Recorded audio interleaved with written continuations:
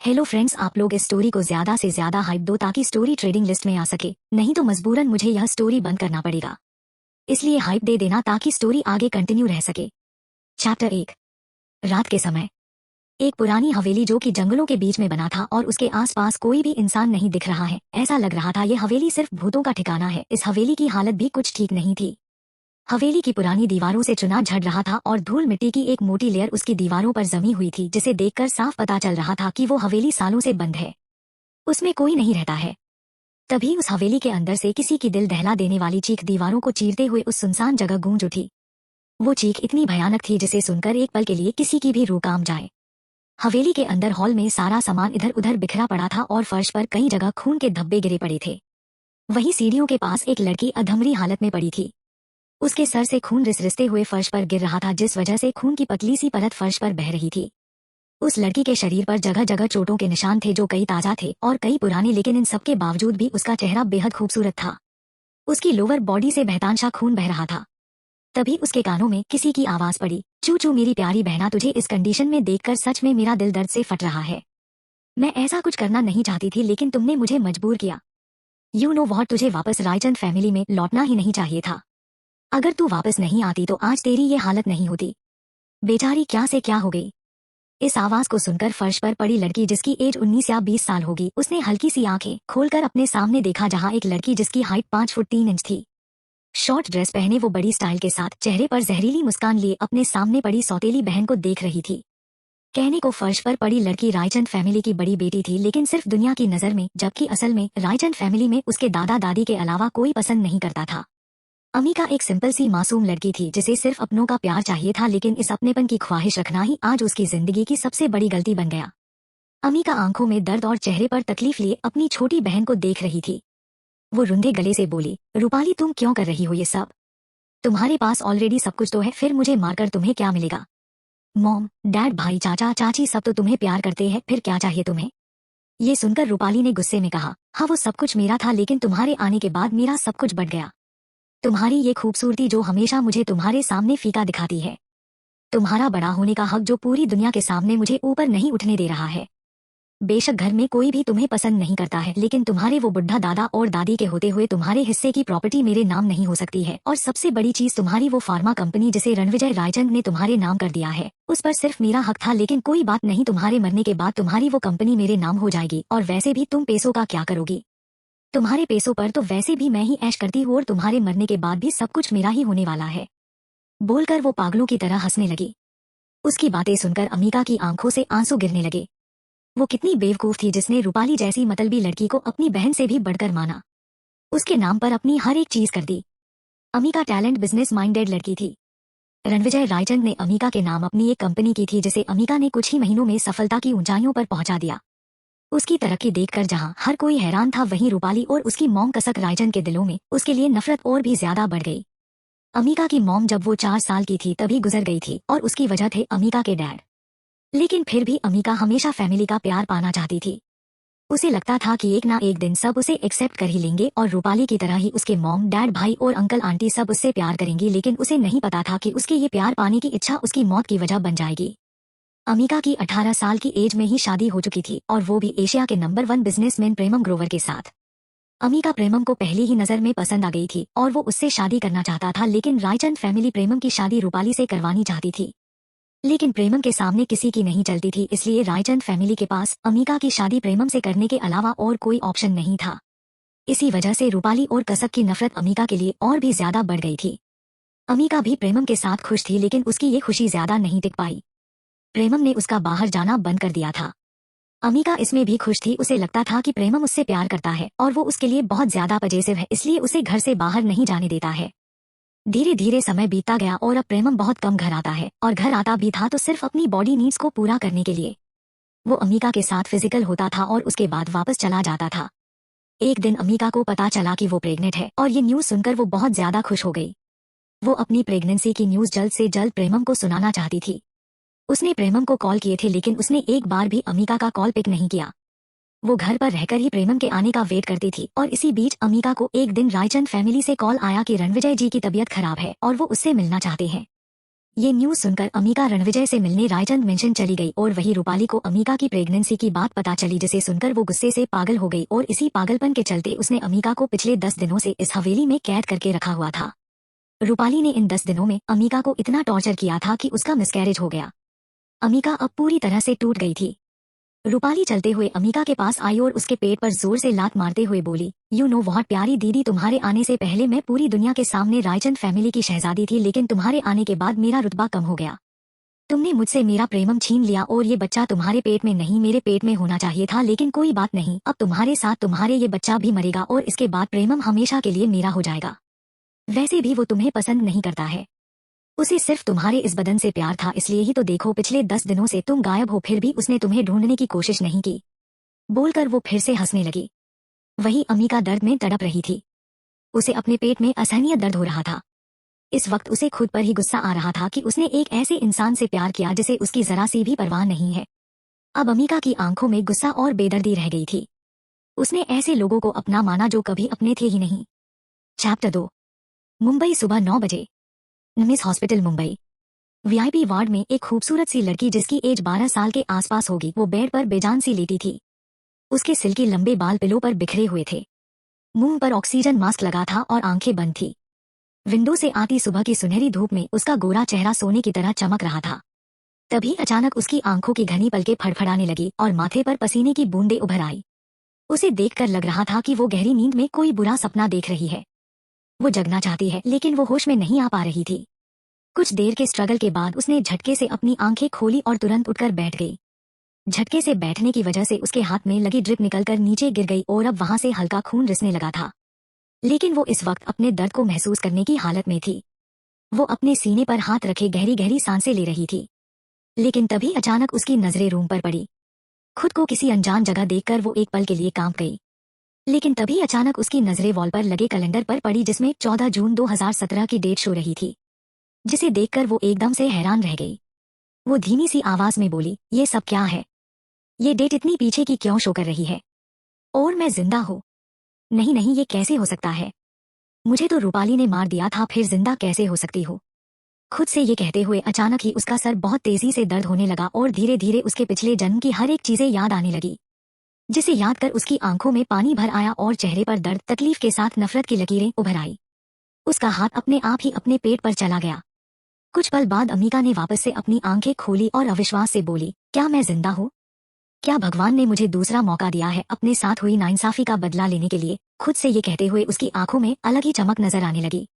लेकिन तभी वार्ड के बाहर से जा रही एक नर्स की नजरें वार्ड के अंदर पड़ी। बेड पर बैठी अमिका को देखकर वो एक पल के लिए हैरान रह गई, क्योंकि अमिका पिछले 1 साल से कोमा में थी और अभी अचानक से उसे होश में देखकर कोई भी हैरान रह जाए। नर्स खुशी और हैरानी से लगभग चिल्लाते हुए बोली, डॉक्टर, डॉक्टर, पेशेंट होश में आ गई है, जल्दी आइए। अगले ही पल डॉक्टर और कुछ स्टाफ मेंबर वहां आए और उनकी नजरें जैसे ही अमिका पर पड़ी तो वो भी एकदम से हैरान रह गए। तभी उनमें से हेड डॉक्टर वार्ड के अंदर आए और अमिका को चेक करते हुए बोले, मिस रायचंद, अब आपको कैसा फील हो रहा है? आपको ज्यादा सोचना नहीं चाहिए वरना सर दर्द होने लगा। आफ्टर आप 1 साल से कोमा में थी और अभी अचानक से माइंड पर ज्यादा जोर डालेगी तो मुश्किल हो सकती है। तभी अमिका ने उनकी बात बीच में काटते हुए अपनी मासूम आवाज में कहा, मैं कहाँ हूँ और ये कौन सा ईयर चल रहा है? ये कहते हुए उसकी आवाज कांप रही थी। उसका सवाल सुनकर डॉक्टर ने एक नजर अमिका के चेहरे को देखा और फिर उसकी कलाई से रिस रहे खून को कॉटन से साफ करते हुए बोले, अभी 2025 चल रहा है। आपके एक्सीडेंट के बाद आप कोमा में चली गई थी। आप पिछले 1 साल से कोमा में थी लेकिन अभी सब ठीक है। आपको बस थोड़े रेस्ट की जरूरत है। डॉक्टर की बात सुनकर अमिका को यकीन हो गया कि किस्मत ने उसे दूसरा मौका दिया है और वो इस बार अपनी लाइफ को बर्बाद नहीं करेगी। तभी अचानक अमिका की आंखों के सामने 1 साल पहले की यादें घूमने लगी। 1 साल पहले अमिका जब हॉस्टल की छुट्टियों में घर आई थी तो वो अपने रूम की तरफ जा रही थी। इस वक्त घर में सिर्फ कालिका और रूपाली ही थे। रूपाली सबसे ऊपर की सीढ़ी पर खड़ी डेविल स्माइल करते हुए अमिका को देख रही थी। उस वक्त रूपाली 9 साल की थी लेकिन उसके दिमाग और मन में घटियापन बचपन से भरा हुआ था। अमिका ने रूपाली को देखा और मुस्कुराते हुए उसके पास आने लगी, लेकिन तभी अचानक पता नहीं उसका पैर कैसे स्लिप हो गया। अमिका ने जल्दी से रूपाली को पकड़ने के लिए अपना हाथ बढ़ाया लेकिन रूपाली तुरंत 2 कदम पीछे हट गई और अमिका का हाथ उसके टच होते होते रह गया। अगले ही पल अमिका की जोर की चीख पूरे मेंशन में गूंज गई और वो रायचंद मेंशन की सीढ़ियों से लुढ़कते हुए नीचे जा गिरी। नीचे गिरते ही उसका सर रेलिंग से टकरा गया और उसके सर पर गहरी चोट लग गई। वैसे भी वो सिर्फ 11 साल की थी और इस एज में बच्चों को चोट ज्यादा लगती है। अमिका के सर से पानी की तरह खून बह रहा था और दर्द की वजह से उसकी आंखों से झरझर आंसू बहने लगे। उसकी चीख सुनकर भी कलिका बाहर नहीं आई। अमिका न जाने कितनी ही देर तक वहां पड़ी रही। जब तक वो होश में थी तब तक कोई भी उसके पास नहीं आया था, क्योंकि इस वक्त कलिका और रूपाली के अलावा और कोई घर पर नहीं थे। अमिका के सर से बहुत ज्यादा खून बह गया और वो बेजान से वही फर्श पर लुढ़क गई। अमिका के दिमाग में अपने पिछले जन्म से लेकर अब तक की एक एक यादें चल रही थी, जिन्हें याद कर उसकी आंख से एक बूंद आंसू की बह गई और चेहरे पर दर्द के साथ गहरी नफरत नजर आने लगी।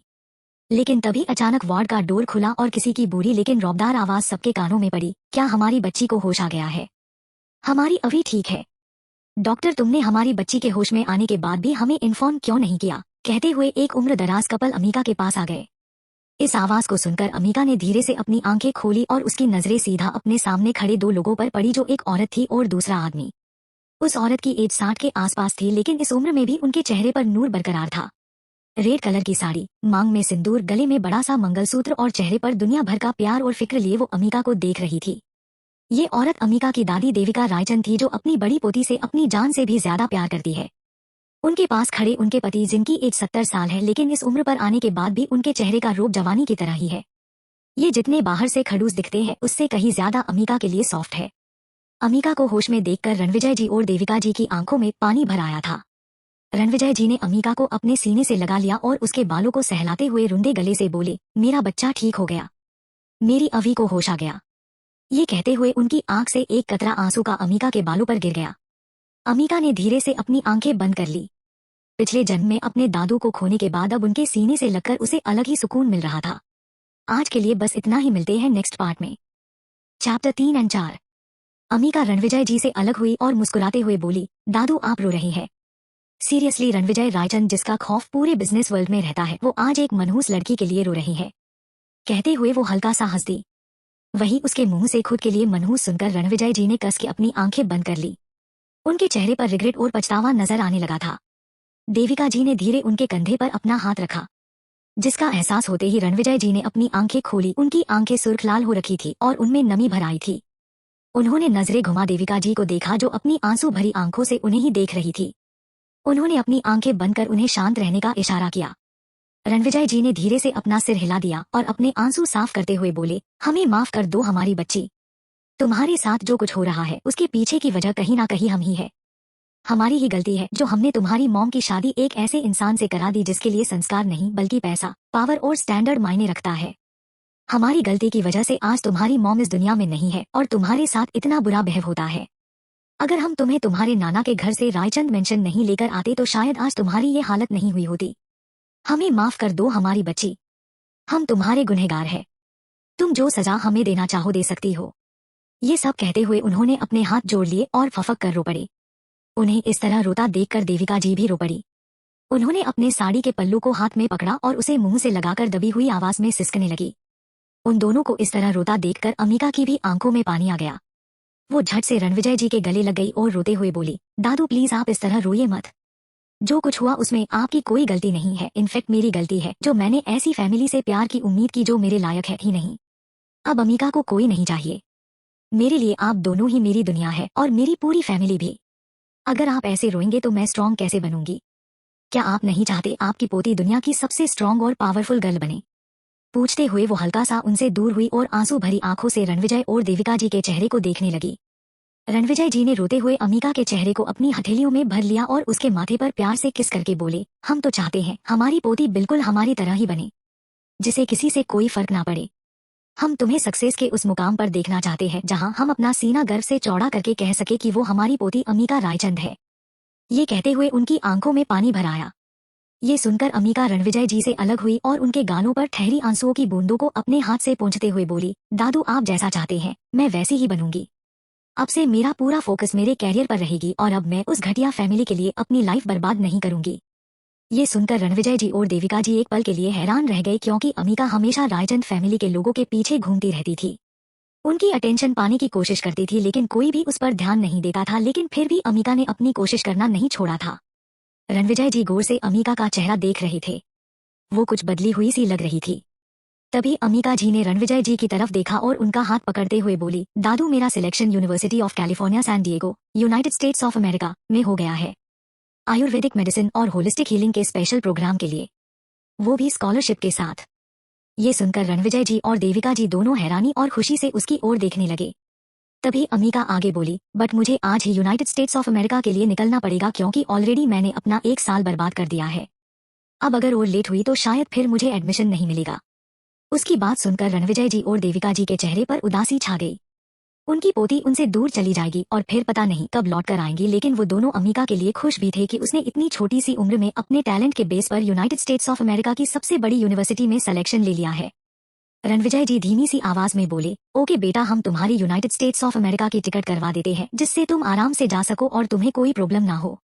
ये सुनकर अम्मिका ने अपना सर हाँ में हिलाते हुए कहा, हम मम दादू वो सब तो ठीक है, बट मुझे रायचंद मेंशन नहीं जाना है, तो आप अभी 3-4 घंटे बाद वाली टिकट बुक कर दीजिए। ये सुनकर रणविजय जी और देविका जी ने एकदम से उसकी तरफ देखा, लेकिन कहा कुछ भी नहीं, क्योंकि वो दोनों भी चाहते थे कि अम्मिका इन सब तकलीफों से निकलकर दूर कहीं चली जाए। रणविजय जी अपने इमोशन को कंट्रोल करते हुए आंखों में आई नमी को हाथ से पोंछकर बोले, ओके बेटा, जैसी तुम्हारी मर्जी।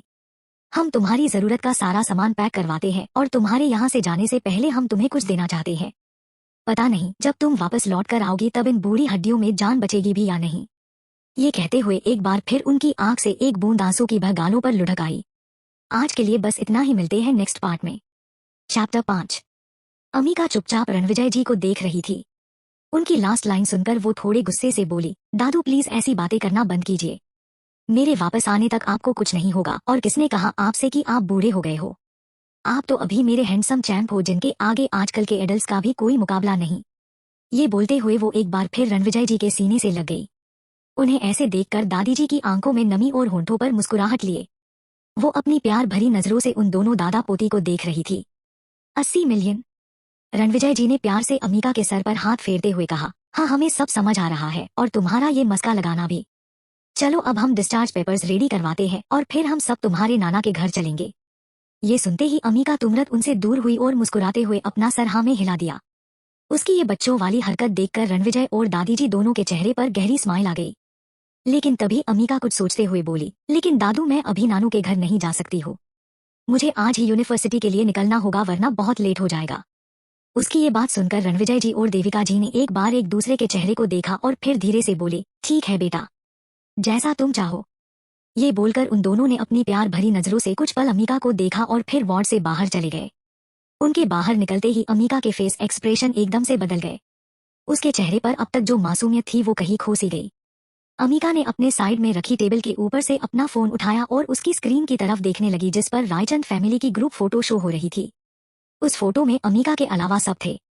रायचंद फैमिली इंडिया की टॉप 5 में आने वाली फैमिली थी, जिसके पास पैसा, पावर सब कुछ था, लेकिन इस घर की बड़ी बेटी अम्मिका को देने के लिए कुछ नहीं था। अम्मिका के डैड राजवीर और उसकी मॉम अविका शेखावत की अरेंज मैरिज हुई थी।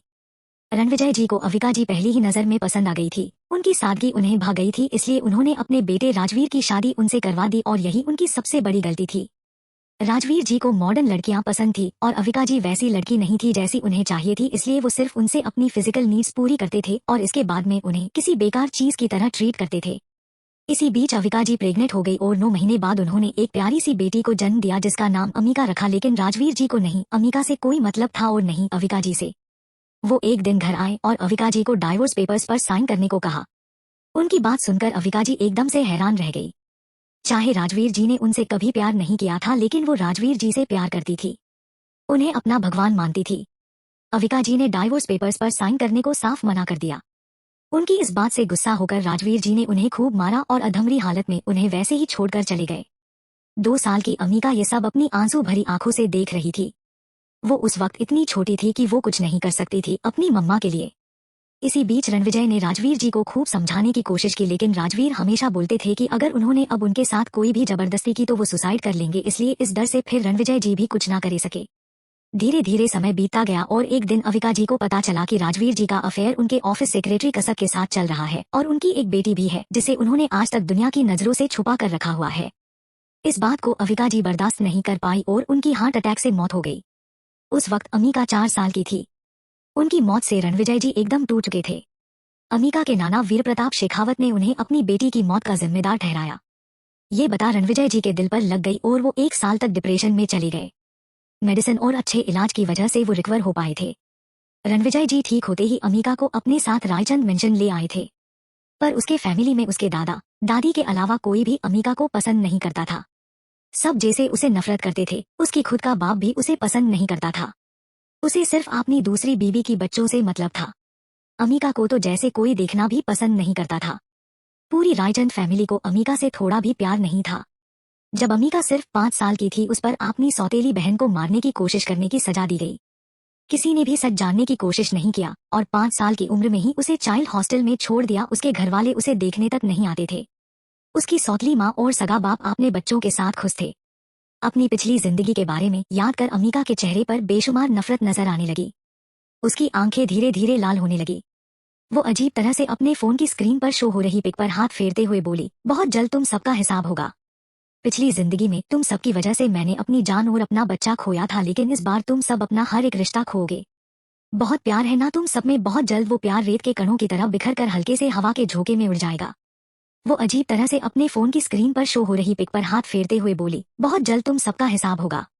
पिछली जिंदगी में तुम सबकी वजह से मैंने अपनी जान और अपना बच्चा खोया था, लेकिन इस बार तुम सब अपना हर एक रिश्ता खोगे। बहुत प्यार है ना तुम सब में, बहुत जल्द वो प्यार रेत के कणों की तरह बिखर कर हल्के से हवा के झोंके में उड़ जाएगा। ये बोलकर वो जोर से हंसने लगी। इस वक्त वो 13 साल की वो मासूम लड़की बिल्कुल भी नहीं लग रही थी, जिसे दूसरों को मुसीबत में देखकर रोना आ जाता था। दूसरों की तकलीफ से दर्द होता था, बल्कि ये अमिका बहुत अलग थी।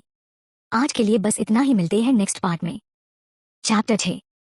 आधे घंटे बाद रणविजय और देविका जी एक शख्स के साथ वार्ड के अंदर आए। वो शख्स दिखने में 70 साल के आसपास के लग रहे थे। उनके सर के बाल पूरे सफेद थे, लेकिन चेहरे पर एक तेज था जिससे कोई भी उनकी प्रेजेंस को इग्नोर नहीं कर सकता। उन्होंने व्हाइट कुर्ता और पजामा पहना था। सर पर पगड़ी और पैरों में जूती पहने वो बहुत ज्यादा रौबदार लग रहे थे। ये है वीर प्रताप शेखावत, जो अपने टाइम पर राजस्थान के हुक्मासा रह चुके हैं, लेकिन अपनी इकलौती बेटी अविका शेखावत की मौत के बाद उन्होंने अपनी पोजीशन छोड़ दी और अब ये सिर्फ अपनी नातिन के लिए जीते हैं। तभी उन सबकी नजरें बेड के हेडरेस्ट से सर टिकाए बैठी अमिका पर पड़ी, जिसकी आंखें इस वक्त बंद थी। अमिका का मासूम चेहरा देखकर उन तीनों को उसके लिए बुरा लग रहा था, लेकिन वो अमिका के लिए कुछ कर भी तो नहीं सकते थे। देविका जी अमिका के पास आई और उसके सर पर हाथ फेरते हुए बोली, उठो बेटा, तुम्हारी फ्लाइट का टाइम हो गया है। उनकी आवाज सुनकर अमिका ने धीरे से अपनी आंखें खोली और उसकी नजरें सीधा देविका जी पर पड़ी। लेकिन तभी अचानक उसकी नजरें देविका जी के पीछे खड़े रणविजय और वीर प्रताप जी पर पड़ी। वीर प्रताप जी को देखते ही अमिका हैरानी और खुशी से बोली, नानू। अपनी नातिन के मुंह से 1 साल बाद खुद के लिए नानू शब्द सुनकर वीर प्रताप जी थोड़े भावुक हो गए। वो अमिका के पास आए और उसके सर पर हाथ फेरते हुए बोले, कैसी हो बेटा? मैं अच्छी हूँ, आप बताइए। अमिका मुस्कुराते हुए बोली। ये सुनकर वीर प्रताप जी हल्के से मुस्कुराते हुए बोले, हम भी ठीक है बेटा, तुम्हारे जाने से पहले हम तुम्हें कुछ देना चाहते हैं। ये कहकर वो एक पल के लिए रुके और अपने हाथ में पकड़ी फाइल को अमिका की तरफ बढ़ाते हुए आगे बोले, बेटा, ये हमारी कंपनी आ ग्रुप ऑफ इंडस्ट्रीज की यूरोप ब्रांच का हेडक्वार्टर ट्रांसफर डॉक्यूमेंट है। हमने तुम्हारा नाम नॉमिनी नहीं, असली लीड के तौर पर डाला है।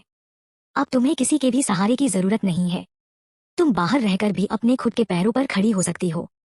तुम्हें नहीं रायचंद फैमिली के सपोर्ट की जरूरत है और नहीं किसी और की। अमिका ने फाइल को एक पल देखा, फिर धीरे से मुस्कुराते हुए बोली, मतलब अब मैं सिर्फ रायचंद नहीं, आ ग्रुप की वारिस भी हूँ, उसने बिना कोई झिझक के कहा। ये सुनकर वीर प्रताप जी धीरे से बोला, यस बेटा, हमारी सबसे बड़ी ब्रांच हमने तुम्हारे नाम कर दी है। तुम चाहो तो यूनाइटेड स्टेट्स ऑफ अमेरिका जाने की बजाय यहाँ से भी अपना काम कर सकती हो। ये सुनकर अमिका धीमी सी आवाज में बोली, नहीं नानू, मुझे अपने दम पर कुछ करना है। अगर बात पैसों की होती तो मैं स्कॉलरशिप के दम पर United States of America university में एडमिशन नहीं लेती। मम्मा का सपना था कि वो एक डॉक्टर बने, लेकिन वो नहीं बन पाई, इसलिए अब उनका सपना मैं डॉक्टर बनकर पूरा करूंगी। आप टेंशन मत लीजिए, मैं अपनी पढ़ाई के साथ आपका बिजनेस भी अच्छे से हैंडल कर लूंगी। उसकी इतनी छोटी सी उम्र में समझदारी वाली बातें सुनकर रणविजय, देविका और वीर प्रताप जी के चेहरे पर मुस्कुराहट खिल गई। तभी रणविजय जी बोले, अब चलो, बातें बहुत हो गई है, हमें लेट हो रहा है। ये सुनकर अमिका ने अपना सर हाँ में हिला दिया। कुछ देर बाद Amika black T shirt, dark blue jacket और लो बन में बाल बांधे खड़ी थी। उसके हाथ में वही फाइल थी और उसकी नजरें सामने बोर्ड पर फ्लाइट टाइमिंग्स को स्कैन कर रही थी। उसके साथ में रणविजय, देविका और वीर प्रताप जी भी थे। वो तीनों उसे एयरपोर्ट पर छोड़ने के लिए आए थे। अमिका ने अपने हाथ में पकड़ी फाइल को देखा। ये फाइल रणविजय जी एक कंपनी की थी जिसका नाम फार्मा कंपनी था। फार्मा कंपनी को आज रणविजय जी ने अमिका के नाम पर कर दिया था। अमिका ने एक गहरी सांस ली। तभी उसका फोन बजा। उसने अपना फोन निकाल चेक किया जिसमें किसी अनजान नंबर कॉल था। अमिका ने कुछ पल फोन की स्क्रीन को घूरा और फिर कॉल पिक कर लिया। तभी सामने से आवाज आई, आपकी फ्लाइट बोर्डिंग के लिए तैयार है मिस रायचंद। सामने से एक जानी पहचानी महिला की आवाज आई। मिस रायचंद नहीं, अद्विका शेखावत रायचंद, उसने शांत मगर भारी आवाज में कहा। बिल्कुल मैडम, सामने से जवाब आया। यूनाइटेड स्टेट्स ऑफ अमेरिका पहुंचते ही आपके नए नाम के सारे डॉक्यूमेंट्स तैयार रहेंगे और मिस्टर बी ने आपके लिए वहां पूरी तैयारी कर दी है। वेरी वेल, अमिका ने कहा और कॉल काट दिया। वीर प्रताप जी ने अमिका की तरफ देखकर पूछा, बेटा किसका कॉल था? उनका सवाल सुनकर अमिका जवाब देते हुए बोली, मेरी एक फ्रेंड का कॉल था। वो भी मेरे साथ अमेरिका जा रही है तो इसलिए बस कुछ डॉक्यूमेंट्स के लिए पूछ रही थी। ये सुनकर वीर प्रताप जी ने धीरे से अपना सर हिला दिया। तभी अनाउंसमेंट हुई, attention please, this is the final boarding call for flight AI 249 to New York, United States of America, departing from Mumbai. All passengers are requested to proceed to gate number 5 immediately. Thank you. Announcement सुनते ही वीर प्रताप जी के चेहरे पर उदासी छा गई। आज उनकी नातिन उनसे बहुत दूर चली जाएगी, फिर पता नहीं कब उसका चेहरा देखना नसीब होगा। ये सोचते हुए उनकी आंखों में हल्का सा पानी आ गया। उन्होंने नजरें घुमा अमिका को देखा जो चुपचाप खड़ी बोर्डिंग गेट को देख रही थी। उसके चेहरे पर कोई एक्सप्रेशन नहीं थे। कुछ देर बाद अमिका अपना लगेज लेकर बोर्डिंग गेट के अंदर चली गई। लगभग 15 मिनट बाद फ्लाइट आसमान में उड़ती हुई उन सबको दिखाई दी। देविका जी, रणविजय और वीर प्रताप जी अपना सिर ऊपर की तरफ उठाए फ्लाइट को तब तक जाते देखते रहे जब तक वो उनकी आंखों से ओझल नहीं हो गई। आज इस आसमान की उड़ान के साथ अमिका की लाइफ की उड़ान की शुरुआत भी हो चुकी थी। 5 साल बाद बटा 5 years लेटर। चैप्टर 7। मुंबई, रात 8 बजे। एक हैंडसम सा लड़का अपने दोनों हाथ सीने पर फोल्ड किए अपनी रॉयल्स कार के बोनट के पास अपने दोनों हाथ सीने पर फोल्ड किए खड़ा बिना किसी एक्सप्रेशन के सामने जलती हुई बिल्डिंग को देख रहा था। उसने white shirt with black pant पहनी थी। उसकी व्हाइट शर्ट पूरी खून से लथपथ थी और पूरा चेहरा भी खून से सना था, जिससे वो काफी डेंजर लग रहा था। उसकी नजरें जलती बिल्डिंग की लपटों को देख रही थी। वो बेहद धीमी मगर अपनी डेंजर आवाज में बोला, I am coming baby girl. तुम्हें और हमारे बच्चे को कुछ नहीं होगा। प्रेमम ग्रोवर की बीवी को टारगेट करने वाले एक एक शख्स को ऐसी जिंदगी दूंगा जो मौत के लिए तरस जाएंगे, लेकिन अफसोस उन्हें मौत नसीब नहीं होगी। ये सब कहते हुए उसकी आंखों में बिल्डिंग की आग से भी ज्यादा ज्वाला जल रही थी। उसने अपनी कार का डोर ओपन किया और तुरंत ड्राइविंग सीट पर बैठकर वहां से निकल गया। कुछ देर बाद उसकी कार एक हवेली के बाहर आकर रुकी।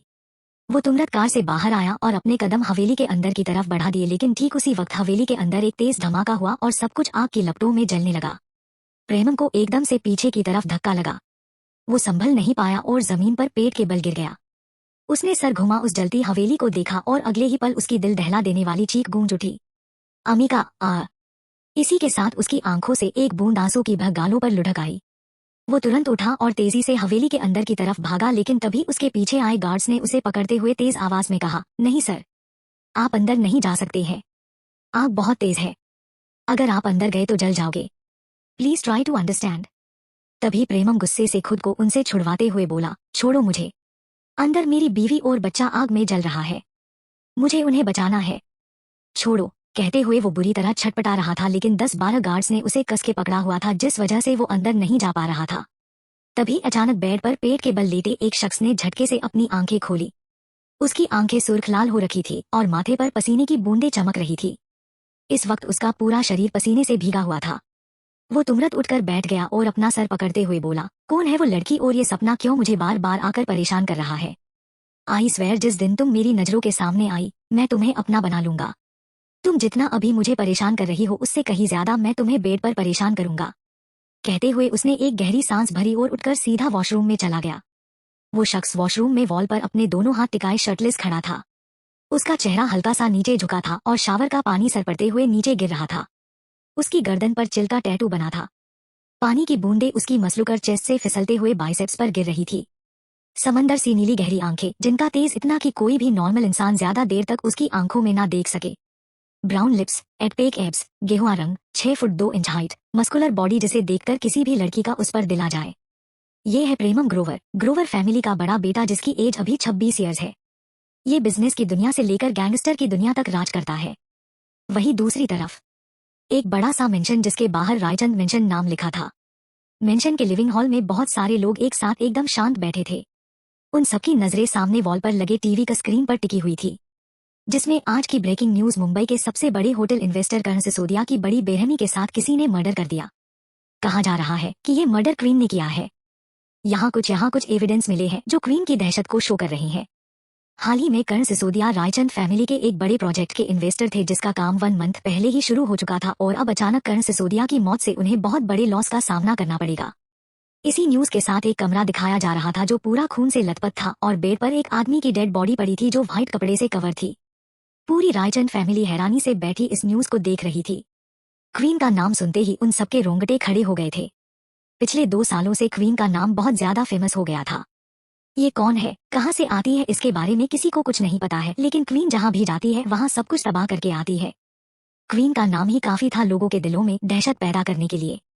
क्वीन ने कर्ण सिसोदिया को क्यों टारगेट किया? अब हमारे उस प्रोजेक्ट का क्या होगा? अगर हमें जल्द से जल्द कोई न्यू इन्वेस्टर नहीं मिला तो हमें 5 करोड़ का लॉस होगा। अगर ऐसा हुआ तो हमारी कंपनी बिक जाएगी। सोफे पर बैठी एक औरत ने चिंता भरी आवाज में कहा। रायचंद फैमिली ने बहुत बड़ा प्रोजेक्ट बनाया था जिसमें 20 करोड़ से भी ज्यादा का कॉस्ट आने वाला था और ये सारा कॉस्ट कर्ण सिसोदिया कवर करने वाला था, लेकिन अब अचानक कर्ण की डेथ के बाद पूरी रायचंद फैमिली परेशानी में आ गई। आज के लिए बस इतना ही, मिलते हैं नेक्स्ट पार्ट में। रीडर्स, अगर आपको नोवेल पसंद आए तो प्लीज कमेंट कर देना। यहाँ कमेंट का ऑप्शन रिव्यू में है। चैप्टर 8 और 9। रायचंद फैमिली ने बहुत बड़ा प्रोजेक्ट बनाया था जिसमें 20 करोड़ से भी ज्यादा का कॉस्ट आने वाला था और ये सारा कॉस्ट कर्ण सिसोदिया कवर करने वाला था, लेकिन अब अचानक कर्ण की डेथ के बाद पूरी रायचंद फैमिली परेशानी में आ गई। चलो अब जानते हैं रायचंद फैमिली के बारे में। रणविजय रायचंद और देविका जी का बड़ा बेटा राजवीर रायचंद अमिका के डैड, उम्र 54 साल पर ये अमिका को बिल्कुल भी पसंद नहीं करते हैं। इनकी दूसरी बीवी कसक माहेश्वरी। राजवीर और कसक का बड़ा बेटा वीर रायचंद जो अपने डैड की तरह ही बिजनेस संभालता है। इनकी एज अभी 26 ईयर्स है। राजवीर और कसक की छोटी बेटी रूही जिसे सब प्रिंसेस की तरह ट्रीट करते हैं और उसके अंदर पूरी रायचंद फैमिली की जान बसती है। इसकी एज अभी 18 साल है और ये एक एक्टर बनना चाहती है, इसलिए मॉडलिंग के साथ कॉलेज की पढ़ाई कर रही है। रणविजय और देविका जी का छोटा बेटा तेज रायचंद जो अपने नाम की तरह ही काफी तेज है। ये शांत और समझदार इंसान है। इनकी एज 45 ईयर्स है।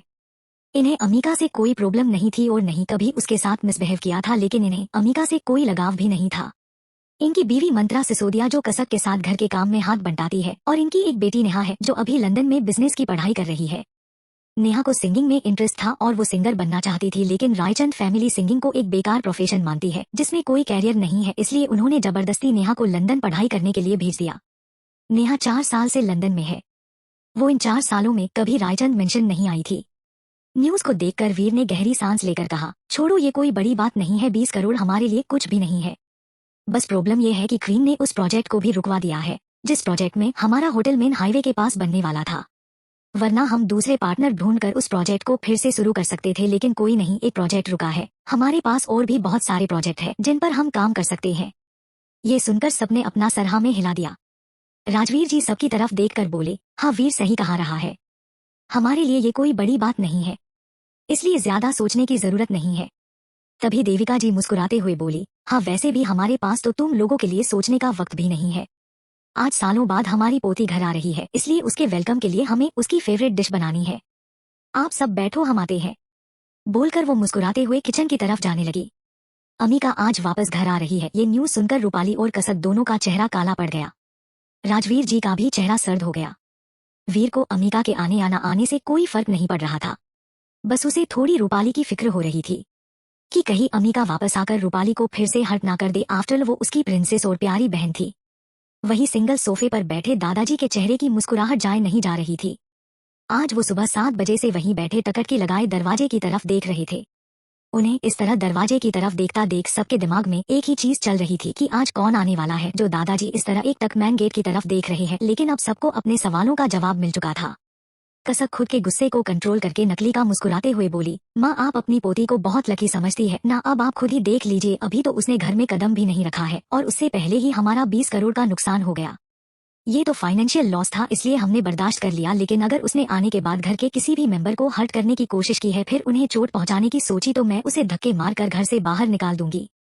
कहते हुए उन्होंने एक नजर दादाजी को देखा और फिर देविका जी की पीठ को घूरने लगी। कसक की इस बात से सहमत होते हुए राजवीर जी बोले, हाँ माँ कसक बिल्कुल सही कह रही है।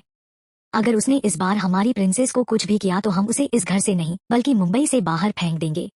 उन दोनों की ये सब बातें सुनकर दादाजी गुस्से से उन्हें घूरने लगे। तभी देविका जी उनकी तरफ पलटी और तीखे शब्दों में बोली, तुम दोनों होते कौन हो हमारी पोती को घर से निकालने वाले? भूलो मत ये घर मेरे पति का है। जिसे हमारी पोती से प्रॉब्लम है वो ये घर छोड़कर जा सकता है।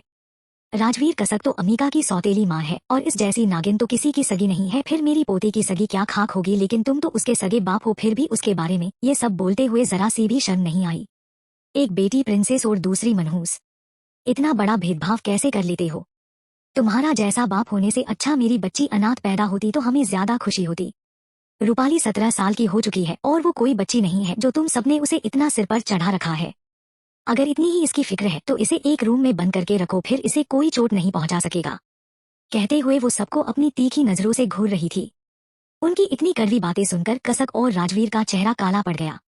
उन्हें मन ही मन अमिका से और ज्यादा नफरत हो रही थी, क्योंकि कहीं ना कहीं वो इन सब की वजह अमिका को ही मान रहे थे। रूपाली जो चुपचाप मासूम सी शक्ल बना सोफे पर बैठी थी, दादी जी की बातें सुनकर वो रोने का नाटक करते हुए रुंधे गले से बोली, दादी आप मुझसे इतनी नफरत क्यों करती है? और मॉम ने आज तक इस घर का हमेशा भला ही सोचा है, लेकिन फिर भी आप उन्हें हमेशा नागिन कहती है। आखिर आपकी मुझसे और मॉम से कौन सी दुश्मनी है? अमिका दीदी बदतमीज है तो इसमें मेरी क्या गलती? दीदी की गलती की वजह से डैड ने उन्हें हॉस्टल भेजा था। अगर उन्हें दीदी की फिक्र नहीं होती तो वो क्यों उनके हॉस्टल की फीस डिपॉजिट करते, लेकिन आपको और दादाजी को तो दीदी के अलावा और कोई नजर ही नहीं आता है।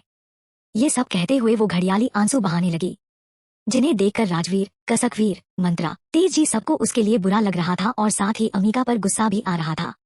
दादाजी को उसका ड्रामा सब समझ आ रहा था। आज के लिए बस इतना ही, मिलते हैं नेक्स्ट पार्ट में।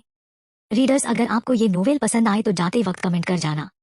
चैप्टर 10, जिन्हें देखकर राजवीर, कसकवीर, मंत्रा, तेज जी सबको उसके लिए बुरा लग रहा था और साथ ही अमिका पर गुस्सा भी आ रहा था। दादाजी को उसका ड्रामा सब समझ आ रहा था। दादाजी ने अपना सरनामे हिलाते हुए कहा, राजवीर तुम्हारी आंखों पर पट्टी बंधी है जिससे तुम सच और झूठ को नहीं देख पा रहे हो। इन दोनों माँ बेटियों का ड्रामा तो किसी अंधे को भी समझ आ जाए। कहते हुए वो अफसोस भरी नजरों से राजवीर जी को देख रहे थे। उनकी बात सुनकर रूपाली का चेहरा पीला पड़ गया। वो हड़बड़ाते हुए बोली, दादू अगर आपको मेरी बातें और रोना ड्रामा लग रहा है तो फिर ठीक है, मैं अपने रूम में चली जाती हूँ। मैं भी इंसान हूँ और मुझे भी अपनों की बातों का बुरा लगता है, लेकिन आप दोनों कभी ये बात नहीं समझेंगे। बोलकर वो रोते हुए अपने रूम में भाग गई। वहीं उसे इस तरह रोकर अपने रूम में जाता देख राजवीर जी ने गुस्से से दादाजी की तरफ देखकर कहा, डैड उसे रुलाकर अब तो आपको सुकून मिल गया होगा ना? आप दोनों को सिर्फ उस अमिका से प्यार है। अगर अपना थोड़ा सा प्यार रूपाली को दे देते तो आपका कुछ कम नहीं हो जाता। बोलकर उन्होंने कुछ पल गुस्से से दादाजी को घूरा और फिर तुरंत रूपाली के पीछे उसके रूम में चले गए। कसक और वीर ने भी एक नजर गुस्से से दादा और दादी को देखा और फिर राजवीर जी के पीछे चले गए। उन सबको इस तरह जाता देख दादी जी का मुंह बन गया। वो खींचते हुए बोली, ये सब इन दोनों माँ बेटी की वजह से हो रहा है। इनके घर में आते ही पूरे परिवार को हमारे खिलाफ कर दिया। राजवीर जैसा समझदार बेटा भी आज हमारी इज्जत करना भूल गया है। हमें विश्वास नहीं हो रहा कि राजवीर हमारा ही बेटा है। कहते हुए उनकी आंखों में हल्का सा पानी भर आया था, जिसे देखकर दादाजी ने कड़क आवाज में कहा, इन सबके लिए आपको अपने आंसू बहाने की जरूरत नहीं है, भाग्यवान जो जैसा करेगा वैसा भरेगा। राजवीर और कसक ने अविका बहू के साथ जो किया उसकी सजा उन्हें ऊपर वाला जरूर देगा। रूपाली भी अपने माँ के नक्षत्रों पर चली तो उसे भी आगे चलकर पछताना पड़ेगा। चलिए अब इन सबके चक्कर में हमें हमारा दिन खराब नहीं करना है। हमारी अम्मी का आज इतने सालों बाद आ रही है, उसके लिए उसकी फेवरेट डिशेस भी तो बनानी है ना। वो 2-3 घंटों में यहाँ पहुँचती ही होगी। ये सब कहते हुए उन्होंने दादी जी का हाथ पकड़ा और उन्हें अपने साथ किचन की तरफ ले जाने लगे। दादी जी कंफ्यूजन से बोली, वो सब तो ठीक है, लेकिन आप किचन में क्यों जा रहे हैं? ये सुनकर दादाजी अपनी एक भौं ऊपर चढ़ाते हुए बोले, किचन में घास खोदने तो जाने से रहा। ऑफ कोर्स मैं अपनी पोती के लिए खाना बनाने जा रहा हूँ। ये सुनकर दादी जी के चलते कदम रुक गए। वो हैरानी के साथ दादाजी को देखते हुए बोली, शायद मैंने कुछ गलत सुन लिया है। आप किचन में खाना बनाने जा रहे हैं? कहते हुए वो सवालिया नजरों से दादाजी को घूर रही थी। उनका ऐसा रिएक्शन देखकर दादाजी मुंह बनाते हुए बोले, भाग्यवान हमें ऐसे देखना बंद कीजिए। मानता हूँ हमें खाना बनाना नहीं आता है, लेकिन हम अपनी पोती के लिए सब सीख लेंगे। अब आप चलिए, सवाल जवाब बाद में भी हो जाएंगे। कहते हुए वो दादी को अपने साथ खींचते हुए किचन में ले गए। वहीं दूर खड़े तेज जी मुस्कुराते हुए अपने मॉम डैड को देख रहे थे, जिनका प्यार इस उम्र में आकर और भी ज्यादा बढ़ गया था। दादा और दादी जी थोड़ी देर भी एक दूसरे से अलग नहीं रह सकते थे। तेज धीमी सी आवाज में बोला, ब्यूटीफुल कपल। बोलते हुए उनके फेस पर छोटी सी स्माइल आ गई और फिर वो वहां से चले गए। थोड़ी ही देर में पूरे घर में दादी जी के बनाए टेस्टी खाने की खुशबू फैल गई। रूपाली जो अपने रूम का डोर अंदर से बंद किए बेड पर बैठी आराम से अपने फोन में गेम खेल रही थी। अचानक ही जब उसके नाक में खाने की खुशबू आई तो उसने नजरें उठा डोर की तरफ देखकर कहा, आज खाना कौन बना रहा है? खुशबू तो बहुत अच्छी है, पता नहीं खाना कितना टेस्टी होगा। कहते हुए उसने अपने होंठों पर जीभ फिराई और फिर उठकर सीधा रूम से बाहर आ गई। राजवीर, वीर और कसक रूपाली को मनाने के लिए आए थे, लेकिन उसने अंदर से डोर लॉक करके रखा था और उन सबके 1000 बार कहने पर भी उसने डोर ओपन नहीं किया, जिसके बाद वो सब उदास होकर अपने रूम में चले गए थे। रूपाली को सिंपैथी और दूसरे से अपनी केयर करवाने का बहुत शौक था, इसलिए वो अक्सर रूठ कर खुद को रूम में बंद कर लेती थी, जिससे बाद में पूरे घरवाले परेशान हो जाते थे। रूपाली ने बाहर झांककर चारों तरफ देखा और वहाँ किसी को नहीं देखकर उसके चेहरे पर शातिर स्माइल आ गई। उसने जल्दी से अपनी पेंट की पॉकेट से आंखें जलने वाली आई ड्रॉप निकाली और उसे आंखों में डाल लिया, जिससे एक पल के लिए उसकी आंखों में तेज जलन हुई और उनमें पानी भर आया। रूपाली ने जलन की वजह से कस के अपनी आंखें बंद कर ली। कुछ पल बाद उसने फिर से अपनी आंखें खोली। अब उसकी आंखें सुर्ख लाल और उनमें पानी भरा हुआ था और वो थोड़ी सूज भी गई थी, जिन्हें देखकर लग रहा था जैसे वो कई घंटों तक रोई हो। रूपाली मासूम सी शक्ल बना डाइनिंग एरिया में आई। सब लंच के लिए डाइनिंग टेबल पर बैठे थे। रूपाली जानबूझकर जोर से पैर टपकते हुए चल रही थी, जिससे सबका ध्यान उसकी तरफ चला गया और उसकी सुजी हुई लाल आंखें देखकर सबको उसके लिए बुरा लगने लगा और साथ में अम्मिका के लिए नफरत और भी ज्यादा बढ़ गई। राजवीर जी गुस्से के साथ दादा दादी की तरफ देखकर बोले, मॉम डैड देखिए, आपकी वजह से मेरी बच्ची की क्या हालत हो गई है। अभी तो आपकी लाडली आई भी नहीं है, जब वो आ जाएंगी तब पता नहीं मेरी बच्ची के साथ क्या होगा। ये सुनकर दादी जी भी गुस्से के साथ राजवीर जी को देखते हुए बोली, अब तुम्हारी प्यारी बेटी बेवजह रोती रहती है तो इसमें हमारी बच्ची का क्या कसूर है?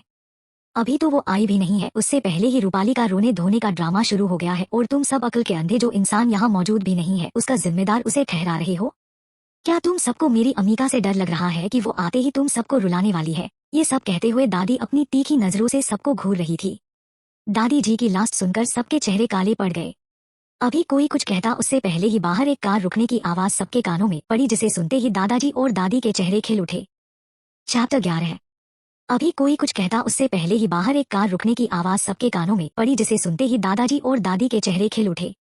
वही बाकी सबने भी नजरें घुमा डोर की तरफ देखा। बाहर जो कार आकर रुकी थी सब उसकी आवाज अच्छे से पहचानते थे। ये कार दादाजी की पर्सनल कार थी, जिसका ड्राइवर सुबह अम्मिका को लाने के लिए गया हुआ था। दादी और दादाजी जल्दी से खड़े हुए और दादाजी खुशी के साथ बोले, लगता है हमारी बच्ची आ गई है। भाग्यवान, आप जल्दी से आरती की थाली लेकर आइए। अब हमसे और सब्र नहीं हो रहा है अपनी बच्ची से मिलने का।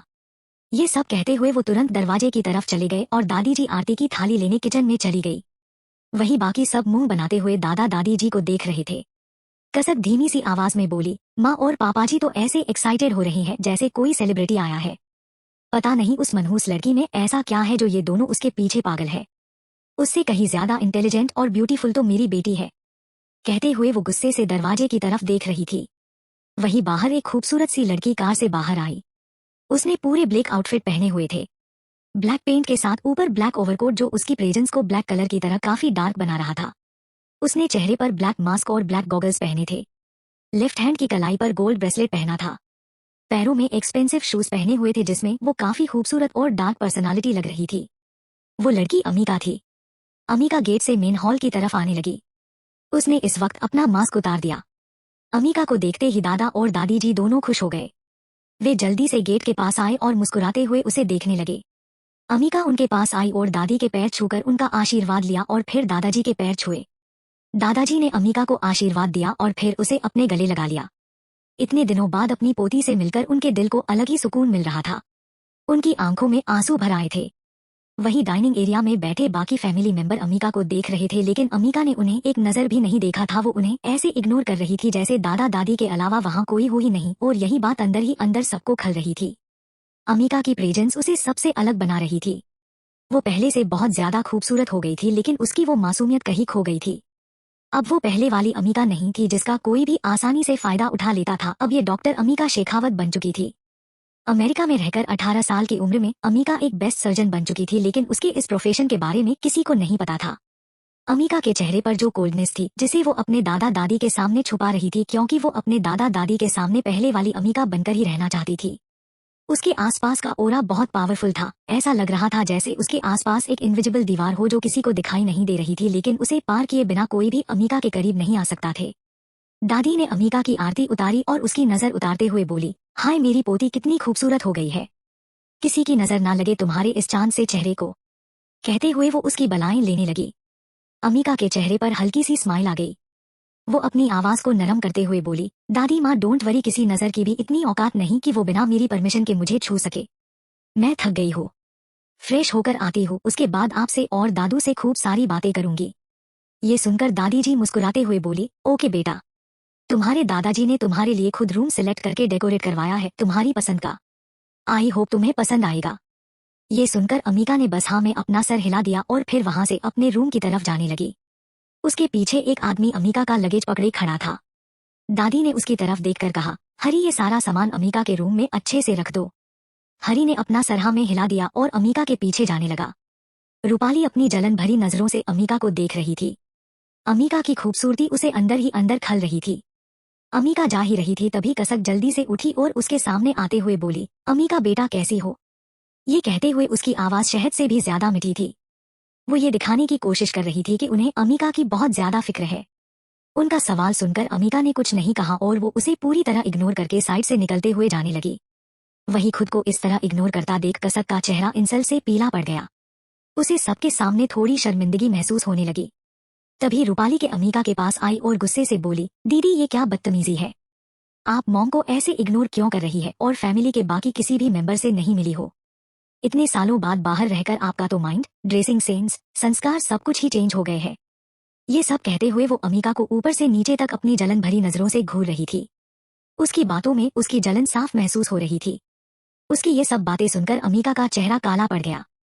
उसने अपनी कोल्ड नजरें उठा रूपाली के चेहरे को देखा और सर्द आवाज में बोली, who are you and do I know you all.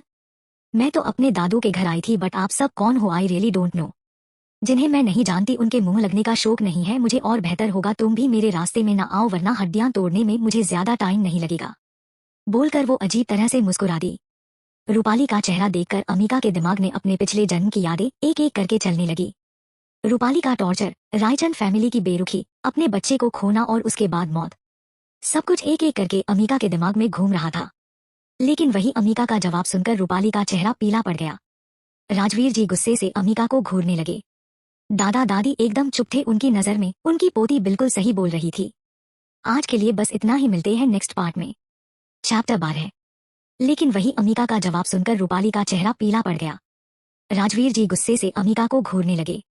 दादा दादी एकदम चुप थे, उनकी नजर में उनकी पोती बिल्कुल सही बोल रही थी। लेकिन तभी राजवीर जी गुस्से से दांत पीसकर बोले, मॉम डैड देख लीजिए आपकी प्यारी पोती सबसे किस लहजे में बात कर रही है। ये तो पहले से और भी ज्यादा बदतमीज हो गई है। आखिर होती भी क्यों नहीं अपनी माँ पर जो गई है। ये सब कहते हुए उनका चेहरा गुस्से से कांप रहा था। उनकी ये बात सुनकर अमिका ने कस के अपने हाथों की मुठियां बंद कर ली। लेकिन तभी कसक जी ने कहा, माँ जी पापा जी राजवीर बिल्कुल ठीक कह रही है। अमिका को अपने किए का कोई पछतावा नहीं है और अब तो ये हम सबको पहचानने से भी मना कर रही है और रूपाली को खुलेआम धमकी दे रही है। पता नहीं अब यह लड़की मेरी बच्ची के साथ क्या करोगी। ये सब बोलते हुए वो झूठे आंसू बहाने लगी। उन सबकी बातें सुनकर अमिका ने अजीब तरह से अपनी गर्दन पर हाथ फेरा। उसकी आंखें हद से ज्यादा डार्क हो रखी थी। उसे देखकर लग रहा था जैसे वो अपने गुस्से को कंट्रोल करने की कोशिश कर रही है। उसने सर टेढ़ा कर राजवीर और कसक की तरफ देखा और अपनी बेहद ही ठंडी आवाज में कहा, मिसेस कसक मुझे किस चीज का पछतावा होना चाहिए। ओह हाँ समझ गई, मुझे सच में पछतावा होना चाहिए कि मेरी माँ एक बेवकूफ औरत थी जिसने एक ऐसे इंसान के पीछे अपनी जिंदगी बर्बाद कर दी जो मर्द नहीं बल्कि कुत्ता है, जिसका पेट एक जगह मुंह मारकर नहीं बल्कि गली गली मुंह मारकर भरता है। और तुम बेशर्म औरत अपनी ही लेडी बॉस के पति पर डोरे डालकर उसके साथ रिलेशन बनाए और अब मेरे सामने मासूम बन रही है। मुझसे दूर रहो वरना एक एक का काला चिट्ठा दुनिया के सामने खोल दूंगी, फिर छुपाते फिरना अपना मुंह। बोलकर उसने एक वार्निंग लुक सबको दिया और वहां से जाने लगी। लेकिन वही उसकी बातें सुनकर राजवीर और कसक का चेहरा एकदम से काला पड़ गया। राजवीर जी ने गुस्से से टेबल पर अपना हाथ मारते हुए कहा, ये लड़की पागल हो चुकी है, क्या बकवास किए जा रही है। मैं इसे अपने घर में बर्दाश्त नहीं कर सकता हूँ, अभी इसे बाहर फिकवाता हूँ। ये कहते हुए उन्होंने अपना फोन निकाला और गार्ड्स को कॉल करने लगे। लेकिन तभी अमिका उनकी तरफ पलटी और हंसते हुए बोली, मिस्टर राजवीर आपकी इतनी औकात नहीं है कि आप मुझे घर से बाहर निकाल सको। ये घर मेरे दादू का है और आपके बिजनेस का 50% लीगली मेरी मॉम का है। अब वो इस दुनिया में नहीं है तो ऑफिशियली उनकी प्रॉपर्टी मेरी है। अगर आपने मेरे साथ कुछ भी करने की सोची तो जेल में चक्की पीसने में ज्यादा टाइम नहीं लगेगा। वैसे भी मैं सोच ही रही थी कि क्यों ना एक बार आप सबको जेल के दर्शन करवा ही दूं। बोलकर वो अजीब तरह से मुस्कुरा दी। उसकी ये बात सुनकर राजवीर के हाथ एकदम से रुक गए। उन्होंने नजरें उठा हैरानी के साथ अमीका को देखा, जो अब पहले वाली मासूम अमीका नहीं बल्कि अब और भी ज्यादा खतरनाक हो गई थी। कसक का चेहरा एक पल के लिए पीला पड़ गया। वही रूपाली भी घबरा गई थी। उन सबको अच्छे से पता था कि पास्ट में उन्होंने बहुत सी गलतियां की है, जिनकी बदौलत उन्हें कभी भी जेल में जाना पड़ सकता है। अच्छा रहा जो वक्त रहते मैं संभल गई, वरना तुम जैसे लोग मेरा भी वही हाल करते जो मेरी मॉम के साथ किया था। अमीका ने एक लास्ट बार राजवीर जी की तरफ अपनी तीखी आंखों से देखते हुए कहा और फिर सीधा अपने रूम में चली गई। वही बाकी सब बस उसे जाते देखते रह गए। लेकिन वही कसक के दिमाग में बार बार अमीका की कही एक ही बात रिवाइज हो रही थी कि आपके बिजनेस पर 50% का हक मेरा है। कसक पैनिक करते हुए मन ही मन बोली, नो ऐसा नहीं हो सकता है। अगर इस अमीका ने सच में हमारे बिजनेस को हड़प लिया तो हम तो सड़क पर आ जाएंगे। नहीं, मैं अपनी इतने सालों की मेहनत को बर्बाद नहीं होने दूंगी। कुछ तो करना पड़ेगा। ये कहते हुए वो कुछ सोचने लगी। राजवीर जी ने गुस्से से दादा और दादी की तरफ देखा और फिर उठकर अपने रूम में चले गए। लगभग आधे घंटे बाद अमीका फ्रेश होकर नीचे आई। इस वक्त उसने black pant with black crop top पहना था, जिसमें उसका गोरा पेट हल्का हल्का नजर आ रहा था। अमीका को देखकर दादी जी जल्दी से खड़ी हुई और उसके पास आते हुए बोली, बेटा चलो अब लंच कर लो और उसके बाद तुम थोड़ी देर आराम कर लेना। इतने लंबे सफर के बाद तुम थक गई होगी। ये सुनकर अमीका ने अपना सर हाँ में हिला दिया।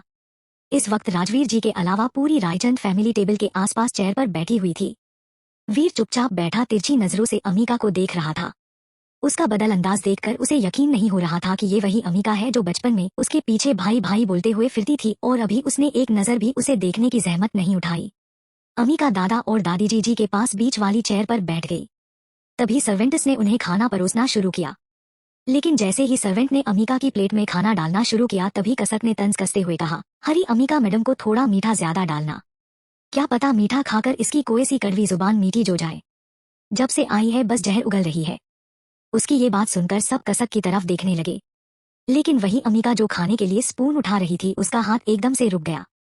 उसने सर घुमा कसक की तरफ देखा और मुस्कुराते हुए बोली, मिसेज रायचंद, आपको सच में लगता है आपकी बेमतलबी बातों का मुझ पर रति भर भी असर होगा?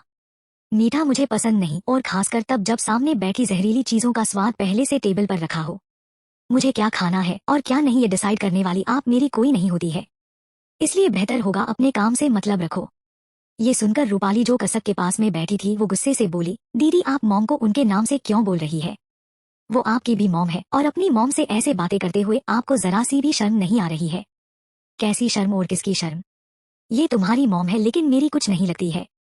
ऐसी घटिया औरत को अपनी माँ बनाने से अच्छा मैं अनाथ ही ठीक हूँ। तुम लोगों से रिश्तों का तो मैंने 4-5 साल पहले ही अंतिम संस्कार कर दिया था, और उनकी अच्छे से कब्र भी मनवाई है, और वो भी स्पेशल जगह पर जहाँ से नर्क का रास्ता सीधा जाता है। अपने अच्छे कर्मों की बदौलत तुम सब नर्क के दर्शन ही करने वाले हो। अमीका ने रूपाली की बात बीच में काटते हुए हंसकर कहा। उसकी ये बात सुनकर पूरी डाइनिंग टेबल पर एकदम से सन्नाटा छा गया। वीर जो इतनी देर से चुप बैठा था, अब उसका पेशेंस जवाब दे गया। वो गुस्से से उठा और अमीका के पास आते हुए बोला, बस बहुत हो गई तुम्हारी बकवास। कब से सुने जा रहे हैं तो सुनाए जा रही हो। तुम पहले भी ऐसी ही थी और अभी भी ऐसी ही हो, एकदम घटिया और बदतमीज, बिगड़ेल। ये सब कहते हुए उसने गुस्से से अमीका को मारने के लिए अपना हाथ उठाया, लेकिन उसकी उंगलियां अमीका के गाल को टच कर पाती उससे पहले ही अमीका ने उसकी कलाई पकड़ ली। चैप्टर 13। अमीका अपनी लाल आंखों से वीर की आंखों में देख रही थी। उसने वीर का हाथ इतनी जोर से कस के पकड़ा हुआ था कि फिंगरप्रिंट के निशान वीर को कलाई पर पड़ चुके थे। हालांकि वीर लड़का था और उसे जल्दी किसी के पकड़ने से दर्द नहीं होता था, लेकिन अमीका ने जितनी स्ट्रांगली उसका हाथ पकड़ा हुआ था उससे अब उसे अपनी कलाई में हल्का हल्का दर्द होना महसूस हो गया था। अमीका ने गुस्से से दांत पिसते हुए कहा, तुम बेवकूफ लड़के, तुम्हारी इतनी हिम्मत कि तुमने अमीका पर हाथ उठाने की कोशिश की। आज तक जिस किसी ने भी मुझे हाथ लगाने की कोशिश की है, उनके हाथ तोड़ते वक्त मुझे 1 मिनट नहीं लगा। अगर तुम भी अपनी हड्डियां तुड़वाना चाहते हो तो मुझे कोई प्रॉब्लम नहीं है। इसी के साथ उसने झटके से वीर का हाथ पीछे की तरफ घुमाया। चटाक की आवाज के साथ वीर की दर्द भरी चीख पूरे मेंशन में गूंज गई। उसके हाथ से जो टूटने की आवाज आई थी उसे सुनकर लग रहा था जैसे वीर के हाथ की कोई हड्डी टूट गई हो। लेकिन वही बाकी सब हैरानी से अमीका को देख रहे थे। अगले ही पल कसक और रूपाली जल्दी से वीर के पास आई और अमीका से उसका हाथ छुड़वाते हुए कसक ने कहा, यू पागल लड़की, तुम्हारा बहुत ज्यादा हो रहा है। क्या तुम हमारे बेटा का हाथ तोड़ना चाहती हो? छोड़ो उसे। ये सब कहते हुए कसक पर रूपाली अपनी पूरी ताकत लगा अमीका से वीर का हाथ छुड़वाने की कोशिश कर रही थी, लेकिन अमीका ने अभी भी उसका हाथ उतनी ही मजबूती से पकड़ा हुआ था। इस वक्त उसके दिमाग में अपने पिछले जन्म की यादें घूम रही थी, जिससे उसके दिल में रायचंद फैमिली के लिए नफरत बढ़ती जा रही थी। पिछली बार उसने इन घटियों लोगों की वजह से अपनी लाइफ बर्बाद कर दी थी, यहाँ तक अपना बच्चा तक खो दिया था। लेकिन इस बार बिल्कुल भी ऐसा नहीं होगा। वो किसी को नहीं छोड़ेगी। जिसकी वजह से उसने अपना बच्चा खोया था वो उन सबसे अच्छे से बदला लेगी। सबको उनकी औकात याद दिलाएगी। अमीका का ये रूप देखकर दादा और दादी दोनों ही एकदम से हैरान रह गए, क्योंकि अमीका किसी वक्त किसी पागल साइको से कम नहीं लग रही थी। तभी दादाजी जल्दी से अमीका के पास आए और उसके कंधे पर हाथ रख उसे होश में लाते हुए बोले, अमीका बेटा, वीर का हाथ छोड़ो। अगर सच में इसका हाथ टूट गया तो लेने के देने पड़ जाएंगे। चाहे जैसा भी हो, लेकिन ये इस घर का बेटा है। मानते हैं इसे तुम पर हाथ नहीं उठाना चाहिए था, लेकिन बेटा इतनी सजा काफी है। अब तो इसका हाथ छोड़ दो। ये तुम्हारा भाई है। दादाजी की आवाज सुनकर अमीका अपने होश में आई। उसने वीर से अपनी नजरें हटा दादाजी को देखा और फिर एकदम से वीर का हाथ छोड़ दिया। वो अपने दादू का कहाँ कैसे टाल सकती थी। अमीका के छोड़ते ही वीर सीधा फर्श पर गिर गया। इस वक्त उसे वाकई में अपने हाथ में काफी तेज दर्द हो रहा था। वहीं दूर खड़े राजवीर जी हैरानी के साथ अमीका को देख रहे थे। उन्हें अपनी आंखों पर यकीन नहीं हो रहा था कि सामने खड़ी दुबली पतली सी दिखने वाली लड़की के अंदर इतनी पावर है कि एक लड़के के हाथ को आसानी से मरोड़ दे। वीर की चीख सुनकर राजीवर जी हड़बड़ाते हुए अपने कमरे से बाहर आए थे, लेकिन अपने सामने का नजारा देखकर उनके कदम अपनी जगह ही बर्फ की तरह जम गए। रूपाली, कसक, तेज जी, मालिनी, वीर सब एकदम से हैरान रह गए थे नियति की स्ट्रेंथ देखकर, और अब सबको उससे थोड़ा डर भी लगने लगा था कि उनके सामने खड़ी पागल लड़की पता नहीं कब उनके साथ क्या कर दे। अमीका ने टेबल पर रखा टिश्यू पेपर उठाया और उससे अपने हाथ को साफ करते हुए बोली, दादू मैं आपसे बहुत प्यार करती है और इज्जत भी, लेकिन इसका मतलब ये नहीं कि आप इन लोगों से मेरा रिश्ता जोड़ेंगे। ये मेरे कुछ नहीं लगते हैं। ये घटिया लड़का भी मेरा भाई नहीं है, इसलिए आगे से कभी इसे मेरा भाई मत कहना। मेरी मॉम की मैं इकलौती औलाद हूँ और ये दोनों इस घटिया औरत के निहायती घटिया औलादे हैं। ये सब कहते हुए वो अपने हाथों को टिश्यू से ऐसे साफ कर रही थी जैसे उसने किसी गंदी चीज को छू लिया।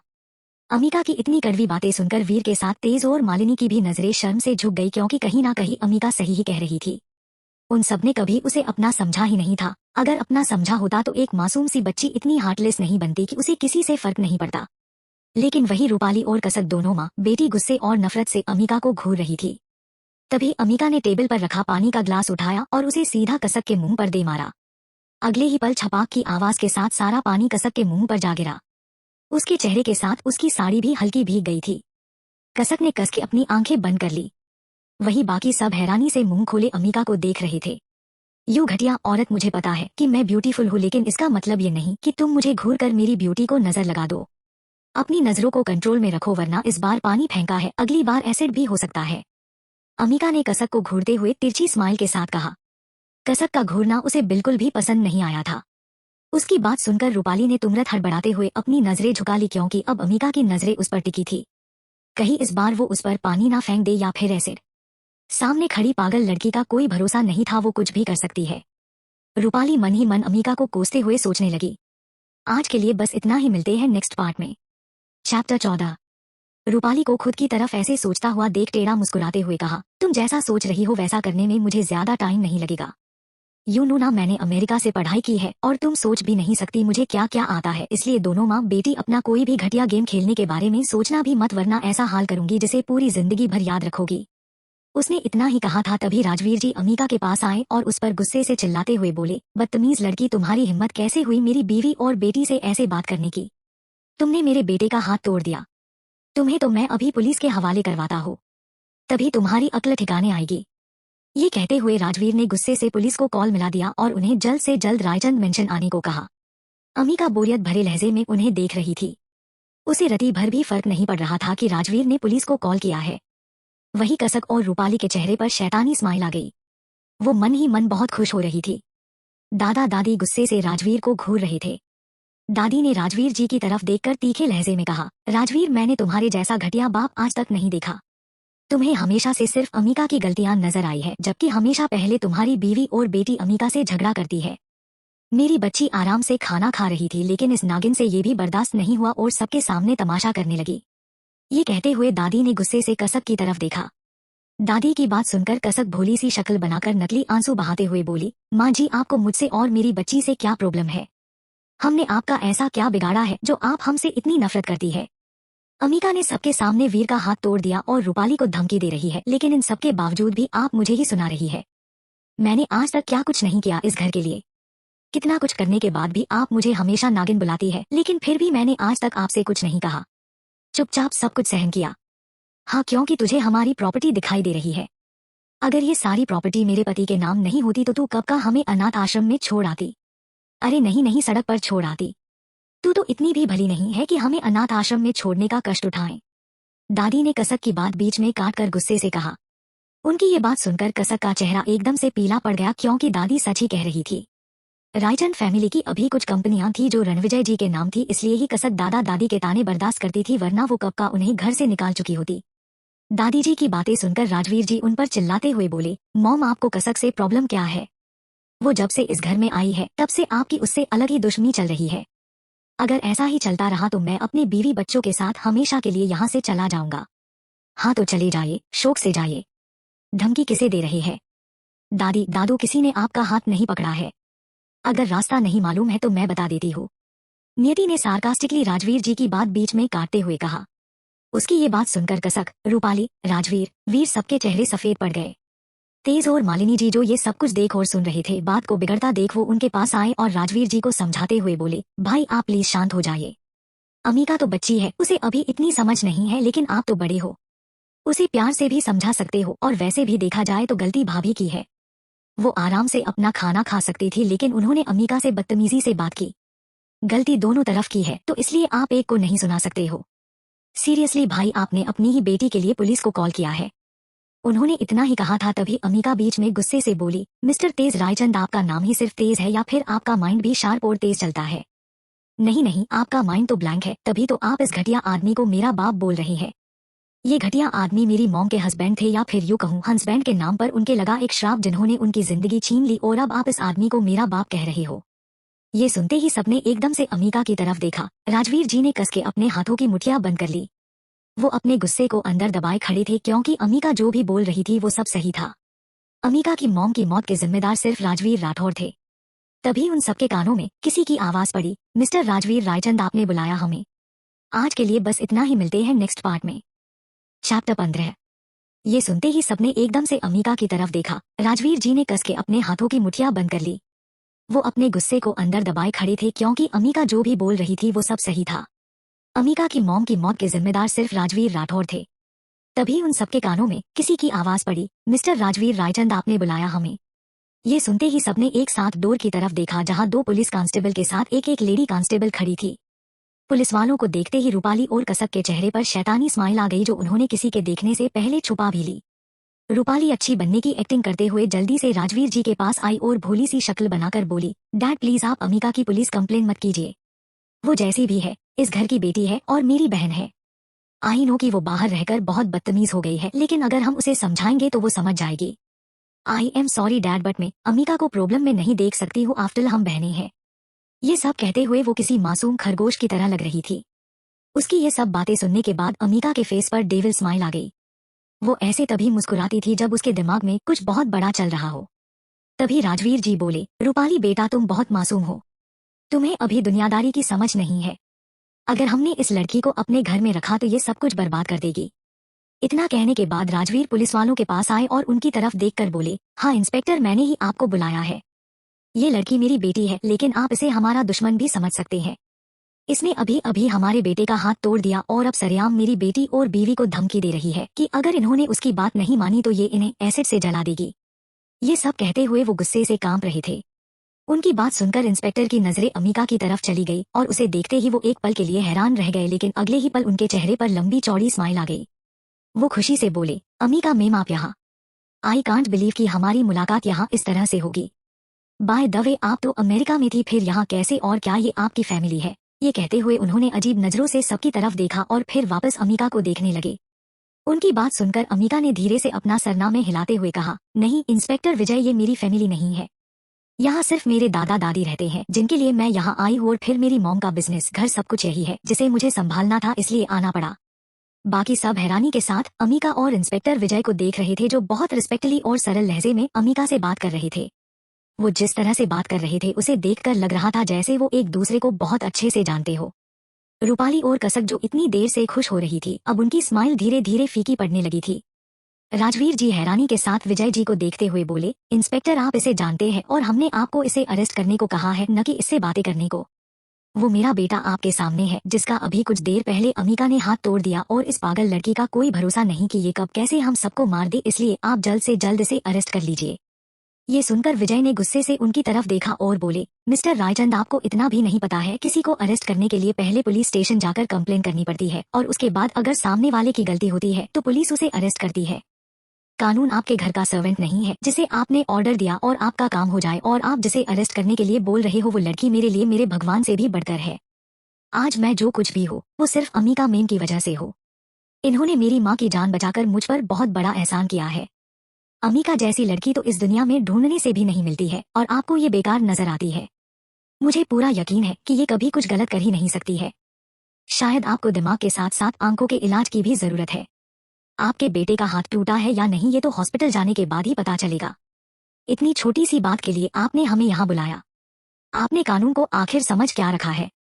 आपकी बीवी और बेटी दोनों बिल्कुल सेफ है, और नहीं, अमीका मेम के हाथ में कोई एसिड की बोतल है जिससे ये प्रूफ हो जाए कि वो आपकी बीवी और बेटी को जलाना चाहती है। आपने हमें यहाँ बेवजह बुलाकर हमारा टाइम खराब किया, इसके लिए हम जरूर आपको अपने साथ पुलिस स्टेशन लेकर जा सकते हैं, लेकिन पहले आपके बेटे की हॉस्पिटल जांच करवा ले कि इनका हाथ टूटा है या नहीं, फिर आपको बताता हूँ। ये कहकर उन्होंने अपने साथ आए कांस्टेबल को देखा और आगे कहा, रोहन वीर रायचंद को हॉस्पिटल ले जाओ और इनकी अच्छे से जांच करवाकर रिपोर्ट मेरे पास भेज देना, फिर देखते हैं आगे क्या करना है और क्या नहीं। कहते हुए उन्होंने गुस्से से पूरी रायचंद फैमिली को देखा। वही विजय की बातें सुनकर सबके चेहरे पीले पड़ गए। कहाँ वो अमीका को अरेस्ट करवाना चाहते थे और अभी उनकी चाल उन्हीं पर उल्टी पड़ गई। सबसे बड़ा सवाल जो इस वक्त पूरी रायचंद फैमिली के दिमाग में चल रहा था कि इंस्पेक्टर विजय अमीका को कैसे जानते हैं और वो उसे मेम क्यों बुला रहे हैं। अमीका ने ऐसा कौन सा एहसान किया जो विजय उसे अपने भगवान से भी बढ़कर मानता है। दादा दादी के अलावा सबके मन में यही सब चल रहा था। आज के लिए बस इतना ही, मिलते हैं नेक्स्ट पार्ट में। चैप्टर 16। सबसे बड़ा सवाल जो इस वक्त पूरी रायचंद फैमिली के दिमाग में चल रहा था कि इंस्पेक्टर विजय अमीका को कैसे जानते हैं और वो उसे मेम क्यों बुला रहे हैं। अमीका ने ऐसा कौन सा एहसान किया जो विजय उसे अपने भगवान से भी बढ़कर मानता है। दादा दादी के अलावा सबके मन में यही सब चल रहा था। दादाजी और दादी माँ को अमीका के बारे में सब कुछ पता था कि वो कहाँ थी और उसका प्रोफेशन क्या है। इंस्पेक्टर विजय की बातें सुनते ही पूरी रायचंद फैमिली के चेहरे पीले पड़ गए। कसक खुद को संभालते हुए उनके पास आई और अपनी आवाज को शहद सी मीठी करते हुए बोली, अरे इंस्पेक्टर साहब, आप इतना गुस्सा क्यों हो रहे हैं? हमने तो आपको बस अमीका को डराने के लिए बुलाया था ताकि फिर वो हमारे साथ बदसलूकी ना करे, बाकी हम भी हमारी बच्ची को जेल में जाते नहीं देख सकते। अमीका रायचंद फैमिली की बड़ी बेटी है तो ऑफ कोर्स हम सब उससे बहुत प्यार करते हैं। तभी विजय जी बीच में बोले, ओह रियली, तो अब आपने पुलिस को इतना सस्ता समझ लिया है कि आप किसी को भी डराने के लिए हमें कॉल कर देंगे। अमीका मेम कोई बच्ची नहीं है जो आपकी इन वाहियात हरकतों से डर जाएंगी। आप सब इतने बेवकूफ हो कि आपको डायमंड की फर्क ही नहीं है। अमीका मेम तो वो अनमोल हीरा है जो किसी बहुत नसीब वाले के घर पैदा होता है। खैर, आपने जो किया उसके बाद आप सबको जेल की हवा खिलाए बिना तो मैं नहीं बैठने वाला। एक बार रिपोर्ट्स आ जाए उसके बाद बात करते हैं आपसे। ये बोलकर उन्होंने रोहन को वीर को हॉस्पिटल ले जाने का इशारा किया। रोहन ने धीरे से अपना सर हाँ में हिला दिया और वो जैसे ही वीर की तरफ जाने को होते हैं तभी रूपाली बीच में आते हुए बोली, इंस्पेक्टर, क्या हम कुछ ले देकर ये मामला रफा दफा कर सकते हैं? आप कीमत बताइए, हम पे करने को रेडी है। ये सुनते ही विजय जी के साथ उस लेडी कांस्टेबल और रोहन का चेहरा भी काला पड़ गया। पूरे पुलिस अपार्टमेंट को पता था कि विजय जी अपने काम को लेकर कितने ईमानदार थे। उन्हें रिश्वत देने वाले से सख्त नफरत थी। वो नहीं रिश्वत लेते थे और नहीं किसी और लेने देते थे, और अभी रूपाली उसी ईमानदार पुलिस ऑफिसर विजय जी को ले देकर मामला रफा दफा करने का बोल रही थी। रूपाली की बात सुनकर तेज ने कस के अपने दांत पिस लिए। वो इंस्पेक्टर विजय जी को बहुत अच्छे से जानते थे। वही विजय जी और बाकी सबको चुप देखकर रूपाली मन ही मन खुश हो रही थी कि उसका प्लान शायद काम कर रहा था, इसलिए उसके अंदर और भी ज्यादा हिम्मत आ गई। रूपाली ने अपनी पेंट की पॉकेट से एक नोटों का बंडल निकाला और विजय जी का हाथ पकड़ उनके हाथ में पैसे रखते हुए बोली, इतने काफी है या और चाहिए? ये कहते हुए वो घमंड में मुस्कुराते हुए विजय जी को देख रही थी। उसकी इस हरकत पर जहां हर कोई शॉक था, वहीं अमीका के फेस पर तिरछी स्माइल आ गई। विजय जी ने एक नजर अपने हाथ में रखे नोटों के बंडल को देखा और अगले ही पल एक खिंच के थप्पड़ रूपाली के गाल पर जड़ दिया। थप्पड़ लगते ही रूपाली संभल नहीं पाई और लगभग चीखते हुए फर्श पर जा गिरी। उसने अपने गाल पर हाथ रख लिया। इस वक्त उसे अपने जबड़े में इतना तेज दर्द हो रहा था कि उसकी आंखों में आंसू भर आए। बाकी सब शॉक्ड नजरों से कभी विजय जी को देख रहे थे तो कभी नीचे पड़ी रूपाली को। इस घर की प्रिंसेस जिसे सब अपनी जान से भी ज्यादा प्यार करते थे, वो इस वक्त नीचे पड़ी थी और किसी अनजान ने सबके सामने उसे थप्पड़ जड़ दिया था। अगले ही पल कसक, राजवीर, मालिनी, तेज सब रूपाली के पास आए और उसे उठाते हुए फिक्र भरी आवाज में बोले, रूपाली बेटा उठो, तुम ठीक तो हो? ये सब कहते हुए उन सबने रूपाली को उठाया और फिर राजवीर जी ने गुस्से से आग उगलती आंखों से विजय जी की तरफ देखकर गुस्से में चिल्लाते हुए कहा, इंस्पेक्टर आपकी हिम्मत कैसे हुई हमारी बेटी पर हाथ उठाने की? आपको अपनी इस हरकत का बहुत बड़ा अंजाम चुकाना पड़ेगा। बहुत घमंड है ना अपनी वर्दी का, अब जब ये वर्दी ही नहीं रहेगी तो किसका घमंड करोगे? हमारी पहुंच बहुत ऊपर तक है, इसलिए अब आपको कोई नहीं बचा सकता है। ये सब कहते हुए उन्होंने अपना फोन निकाला और किसी को कॉल करने लगे, लेकिन ठीक उसी वक्त उनके कानों में कुछ आवाज पड़ी जिसे सुनते ही राजवीर जी के हाथ रुक गए और उन्होंने नजरें उठा हैरानी से अम्मिका की तरफ देखा जिसके हाथ में फोन था और उसमें अभी थोड़ी देर पहले जो हुआ उसका वीडियो चल रहा था। रूपाली का इंस्पेक्टर विजय को रिश्वत देना और फिर विजय जी का उसे थप्पड़ मारना और अभी राजवीर जी का इंस्पेक्टर विजय से ये सब कुछ कहना, ये सब अम्मिका ने अपने फोन के कैमरे में रिकॉर्ड कर लिया था। वो इस घटिया फैमिली को बहुत अच्छे से जानती थी। अम्मिका शांति से खड़ी मुस्कुराते हुए राजवीर जी और बाकी सबको देख रही थी जो खुद अपनी जगह भूत बने उसे ही देख रहे थे। अम्मिका ने तिरछी स्माइल के साथ राजवीर जी को देखा और गहरी स्माइल के साथ बोली, हाँ तो मिस्टर राजवीर रायचंद आप कुछ बोल रहे थे, मैंने ठीक से सुना नहीं, तो फिर से बोलने का कष्ट उठाएंगे। ये बोलकर वो रुकी और फिर कुछ सोचने का नाटक करते हुए बोली, ममम लेकिन फिर मैं इस वीडियो का क्या करूंगी? एक काम करती हूँ, मैं इसे अपने इंस्टा रील पर डाल देती हूँ। मेरे अच्छे खासे फॉलोवर्स हैं जिनकी बदौलत आप और आपकी बेटी बहुत जल्दी फेमस हो जाएंगे। वैसे भी आपकी बेटी सेलिब्रिटी बनना चाहती है तो ये इसके लिए बहुत बिग अपॉर्चुनिटी है। ये बोलते हुए उसने नजरें घुमा सोफे पर बैठी रूपाली को देखा जिसका चेहरा उसकी बात सुनकर पीला पड़ चुका था। मिलते हैं नेक्स्ट चैप्टर में। चैप्टर 17। बोलकर वो रुकी और फिर कुछ सोचने का नाटक करते हुए बोली, ममम लेकिन फिर मैं इस वीडियो का क्या करूंगी? एक काम करती हूँ, मैं इसे अपने इंस्टा रील पर डाल देती हूँ। मेरे अच्छे खासे फॉलोवर्स हैं जिनकी बदौलत आप और आपकी बेटी बहुत जल्दी फेमस हो जाएंगे। वैसे भी आपकी बेटी सेलिब्रिटी बनना चाहती है तो ये इसके लिए बहुत बिग अपॉर्चुनिटी है। ये बोलते हुए उसने नजरें घुमा सोफे पर बैठी रूपाली को देखा जिसका चेहरा उसकी बात सुनकर पीला पड़ चुका था। अगले ही रूपाली जल्दी से उठी और अम्मिका के पास आकर लगभग उसके हाथ से फोन छीनते हुए बोली, अम्मिका तुम पागल हो गई हो क्या? तुम ऐसा कैसे कर सकती हो? अपनी ही फैमिली को सरेआम बदनाम करते हुए तुम्हें जरा सी भी शर्म नहीं आती क्या? ये कहते हुए वो अम्मिका के हाथ से फोन छीनने की कोशिश कर रही थी, लेकिन अम्मिका ने अपना हाथ ऊपर उठा लिया। अम्मिका की हाइट रूपाली से ज्यादा थी इसलिए वो उसके हाथ से फोन नहीं ले पा रही थी। अम्मिका ने उसे घूर कर देखा और मन ही मन बोला, ये लोग कितने ढीठ है। एक ही बात न जाने कितनी बार बतानी होगी कि ये लोग मेरे कुछ नहीं लगते, लेकिन कोई बात नहीं, अब समझ आ जाएगा। ये सोचते हुए अचानक ही उसके फेस पर डेविल स्माइल आ गई। अगले ही पल अम्मिका ने नजरें झुका रूपाली के पैरों को देखा जो हल्के से ऊपर उठे थे। फ्लोर पर सिर्फ उसके पैरों के पंजे ही टच कर रहे थे, बाकी हिल फर्श से थोड़ा ऊपर उठी हुई थी। अम्मिका की स्माइल और ज्यादा गहरी हो गई। दूसरे ही पल उसने अपने पैर का घुटना हल्का सा मरोड़ा और जोर की किक रूपाली के घुटने पर दे मारी।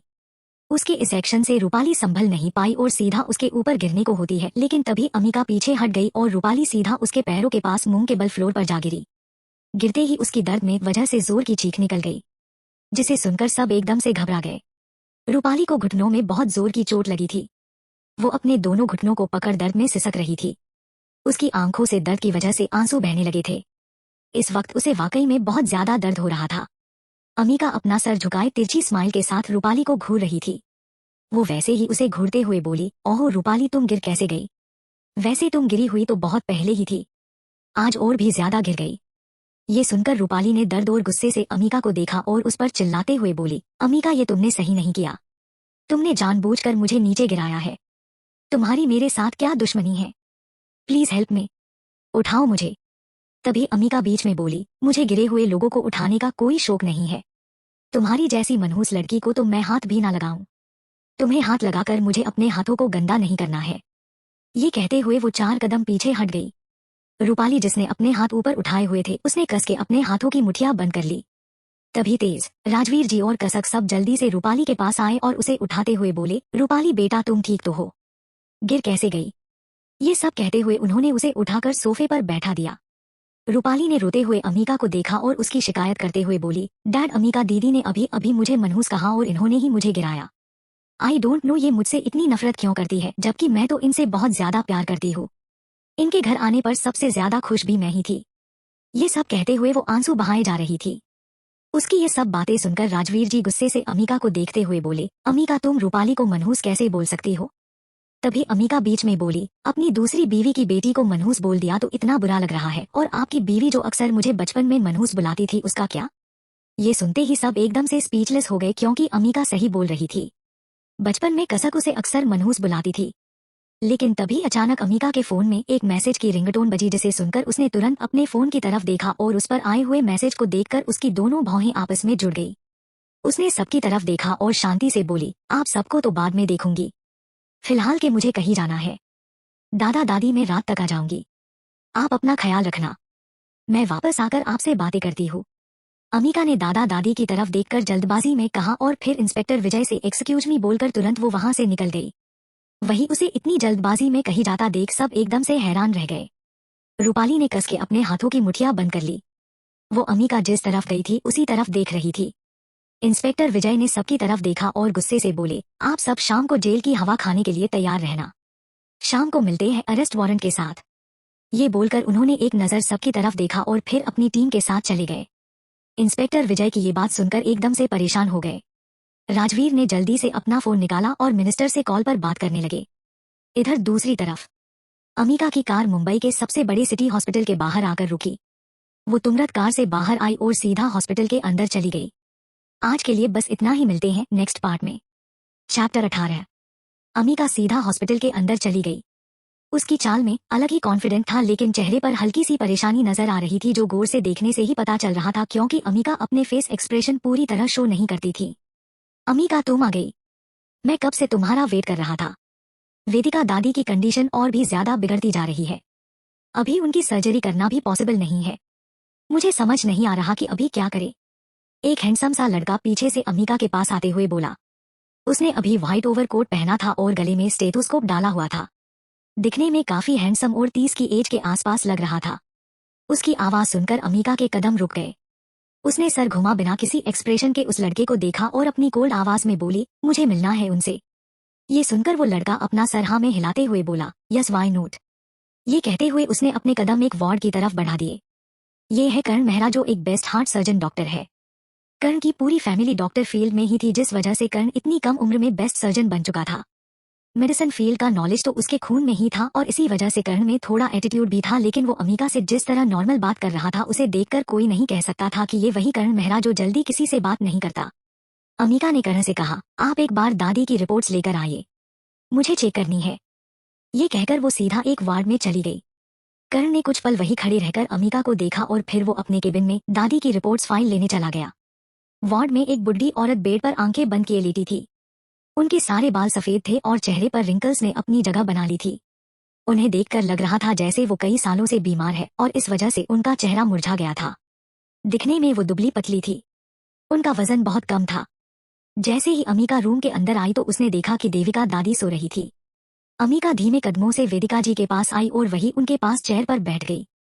वो गौर से दादी का चेहरा देख रही थी, जिनकी आंखें बंद थी और चेहरा एक्सप्रेशनलेस। वेदिका जी को देखते हुए अमिका का चेहरा उदास हो गया। वेदिका जी की मुलाकात अमिका से बहुत पहले हुई थी। एक बार अमिका ने उन्हें सीढ़ियों से गिरने से बचाया था, जिसके बाद वेदिका जी ने उसे अपनी पोती मान लिया था। वेदिका जी एक बहुत सरल और सॉफ्ट हार्टेड औरत थी, जो दूसरों को तकलीफ में नहीं देख सकती थी। इनके बेटे देवेश राठौर और बहू लक्ष्मी देवी थी। इनके एक बेटा था जो अभी आउट ऑफ कंट्री था अपनी बिजनेस की पढ़ाई करने के लिए। देवेश और लक्ष्मी जी भी अमिका को अपनी बेटी की तरह ही मानते थे। अमिका हर वेकेशन पर उनके पास जाती थी, वो भी उन्हें अपना मॉम डैड मानती थी। देवेश और लक्ष्मी जी अमेरिका में रहते थे, लेकिन पिछले 2 सालों में वो वापस इंडिया आ गए थे। वेदिका जी अमेरिका में अमिका से बहुत ज्यादा क्लोज हो गई थी और उससे ना मिलने की वजह से उनका खाना पीना छूट गया और वो बीमार हो गई। पिछले 1 साल से वो हॉस्पिटल में एडमिट थी। देवेश और लक्ष्मी जी उनसे मिलने आते थे, लेकिन वो हर वक्त उनके साथ नहीं रह सकते थे। वो वीक में 1 दिन उनके साथ रहते थे और बाकी के 6 डे वेदिका जी नर्स और डॉक्टर की देख रेख में रहती थी। उन्हें हार्ट की बीमारी थी। उनकी पहले एक सर्जरी हो चुकी थी, लेकिन फिर से उन्हें हार्ट की प्रॉब्लम शुरू हो गई और वो खुद से जल्दी सांस नहीं ले पाती थी। वेदिका जी को हर वक्त ऑक्सीजन मास्क लगा रहता था, जिससे वो अब तक जिंदा थी। अमिका ने धीरे से दादी का हाथ पकड़ा और उनके हाथ को सहलाने लगी। उसकी आंखों के सामने अपनी दादी के साथ अमेरिका में बिताए 6 साल के एक एक पल घूमने लगे। उनके साथ हंसना, बातें करना, दादी का दुलार, उनकी ममता की छाव में बड़ी होना, ये सब याद करके अचानक ही अमिका की आंखों से एक कतरा आंसू का वेदिका जी के हाथ पर गिर गया, जिससे देविका जी जो नींद में थी उनकी पलकें धीरे धीरे फड़फड़ाने लगी और कुछ पल की कोशिश के बाद उन्होंने अपनी आंखें खोली। वो अपनी हल्की सी खुली आंखों से अमिका का चेहरा देख रही थी। उन्हें उसका चेहरा क्लियर नजर नहीं आ रहा था, लेकिन अमिका के पास होने से जो अपनेपन का एहसास उन्हें हो रहा था वो किसी और के साथ नहीं हुआ। अमिका, मैं मेरी बच्ची, मुझे पता था तुम अपनी दादी से मिलने जरूर आओगी, दादी ने अपनी कमजोर आवाज में कहा। उनकी आवाज सुनकर अमीका के चेहरे पर हल्की सी मुस्कुराहट खिल गई। वो वेदिका जी का हाथ और कस के पकड़ते हुए बोली, दादी आपको पता है ना आज क्या है? आज आपकी पोती का बर्थडे है। क्या आप मुझे विश नहीं करोगी? ये सुनकर देविका जी कुछ बोलने को होती है, लेकिन तभी उनकी आंखें फिर से बंद हो गई, जिसे देखकर अमीका का चेहरा फिर से उदास हो गया। ठीक उसी वक्त वार्ड का डोर ओपन हुआ और कर्ण अंदर आया। कर्ण ने अमीका को देखकर कहा, अमीका मुझे तुमसे कुछ बात करनी है। बोलकर वो रुका और फिर से आगे बोला, हम इन्हें बेस्ट हार्ट डिजीज मेडिसिन दे रहे हैं।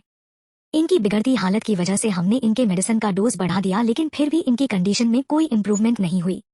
ये सुनकर अमीका की नजरें एक बार फिर दादी की तरफ चली गई। अमीका, तुम्हें मेडिसिन फील्ड का बहुत अच्छा नॉलेज है, अब तुम ही कुछ कर सकती हो। तुम्हें पता है ना, इस तरह की बीमारी में अंत तक पेशेंट का हार्ट काम करना बंद कर देता है और पेशेंट की वही डेथ हो जाती है। देविका दादी को देखकर लग रहा है कि अब इनके अंदर जीने की इच्छा खत्म हो गई है। मेडिसिन का असर इन पर काम करना बंद कर चुका है और अब कोई मैजिक ही इन्हें मौत के मुंह से बाहर ला सकता है। इससे पहले कि कर्ण अपनी बात खत्म कर पाता, उससे पहले ही अमीका ने कहा, दादी को कुछ नहीं होगा, कल तक आपको वो मेडिसिन मिल जाएगी जो इनकी धड़कनों को पहले की तरह नॉर्मल कर देगी। ये सुनकर कर्ण एक पल के लिए चौंक गया, लेकिन फिर खुद को नॉर्मल करते हुए बोला, तुम किस मेडिसिन की बात कर रही हो अमीका? हमने तो best cardiac support drugs they ही दी है, और वो भी इंटरनेशनल लेवल की। उसकी ये बात सुनकर अमीका के फेस पर डेंजर स्माइल आ गई, जिसे देखकर कर्ण के फेस एक्सप्रेशन एकदम से बदल गए। कर्ण अमीका को बहुत अच्छे जानता था। आज के लिए बस इतना ही, मिलते हैं नेक्स्ट पार्ट में। चैप्टर 19। कर्ण अमीका को बहुत अच्छे से जानता था और उसकी उस स्माइल का मतलब भी। कर्ण धीरे से बोला, क्या चल रहा है तुम्हारे माइंड में? ऑफ कोर्स कुछ तो चल रहा है। ये सुनकर अमीका ने बिना किसी एक्सप्रेशन के कहा, रिविवेंजा एक्स मेडिसिन। उस मेडिसिन का नाम सुनते ही कर्ण की आंखें हैरानी से ऑलमोस्ट बाहर आने को हो गई। वो हैरानी के साथ अमीका को देख रहा था। एक मिनट तक तो उसके दिमाग ने जैसे रिएक्ट करना ही बंद कर दिया था कि अब वो क्या बोले। कर्ण ने कुछ पल बाद कुछ को थोड़ा नॉर्मल किया और सीरियस आवाज में बोला, अमीका वो मेडिसिन तो इंडिया में तो अलाउड भी नहीं है और एफडीए ने उसे एक्सपेरिमेंटल ट्रीटमेंट कैटेगरी में रखा हुआ है। सिर्फ कुछ चुनिंदा केस में कंपैशनेट ग्राउंड्स पर दी जाती है और उसकी कीमत, सिर्फ एक वायल की कीमत 12 लाख से ऊपर है। 12 लाख रुपए देकर भी वो मेडिसिन नहीं मिलती है, फिर तुम उसे कहाँ से लेकर आओगी? उसकी ये बात सुनकर अमीका ने शांति से कहा, मैं जानती हूँ, और मुझे ये भी पता है कि इसका एक यूनिक वायल अभी सिंगापुर में है, जिसे मेरे एक पुराने रिसर्च कनेक्शन से मंगवाया जा सकता है। बस मुझे 12 घंटे चाहिए। कर्ण को अब यकीन होने लगा था कि अमीका जो कह रही है वो कर सकती है। रिविवेंजा एक्स कोई आम दवा नहीं थी। यह एक प्रायोगिक कार्डियोरिजेनरेटिव इंजेक्शन था जो हार्ट की डेड सेल को वापस पुनर्जीवित करने की क्षमता रखता था। यह दवा हार्ट फेलियर के स्टेज 4 मरीजों के लिए अमृत से कम नहीं थी, लेकिन इसकी कीमत और अवेलेबिलिटी ने इसे मेडिकल वर्ल्ड का यूनिक रत्न बना दिया था। दवा बहुत सीमित देशों में ही अवेलेबल थी और उसके लिए विशेष गवर्नमेंट परमिशन लेनी पड़ती थी। दुनिया में इसे पाने वाले मरीज गिने चुने थे, लेकिन अमीका के पास सिर्फ इमोशनल नहीं बल्कि एक मजबूत मेडिकल और टेक्निकल बैकग्राउंड भी था जो आम लोगों को नहीं पता था। उसने कर्ण की तरफ देखा और कहा, दादी को मैं दोबारा चलती फिरती देखूंगी और तुम सिर्फ दवा देने की तैयारी रखना, बाकी मैं संभाल लूंगी। ये कहते हुए उसके चेहरे पर एक भी एक्सप्रेशन नहीं थे। कर्ण रिस्पेक्ट भरी नजरों से अमीका को देख रहा था।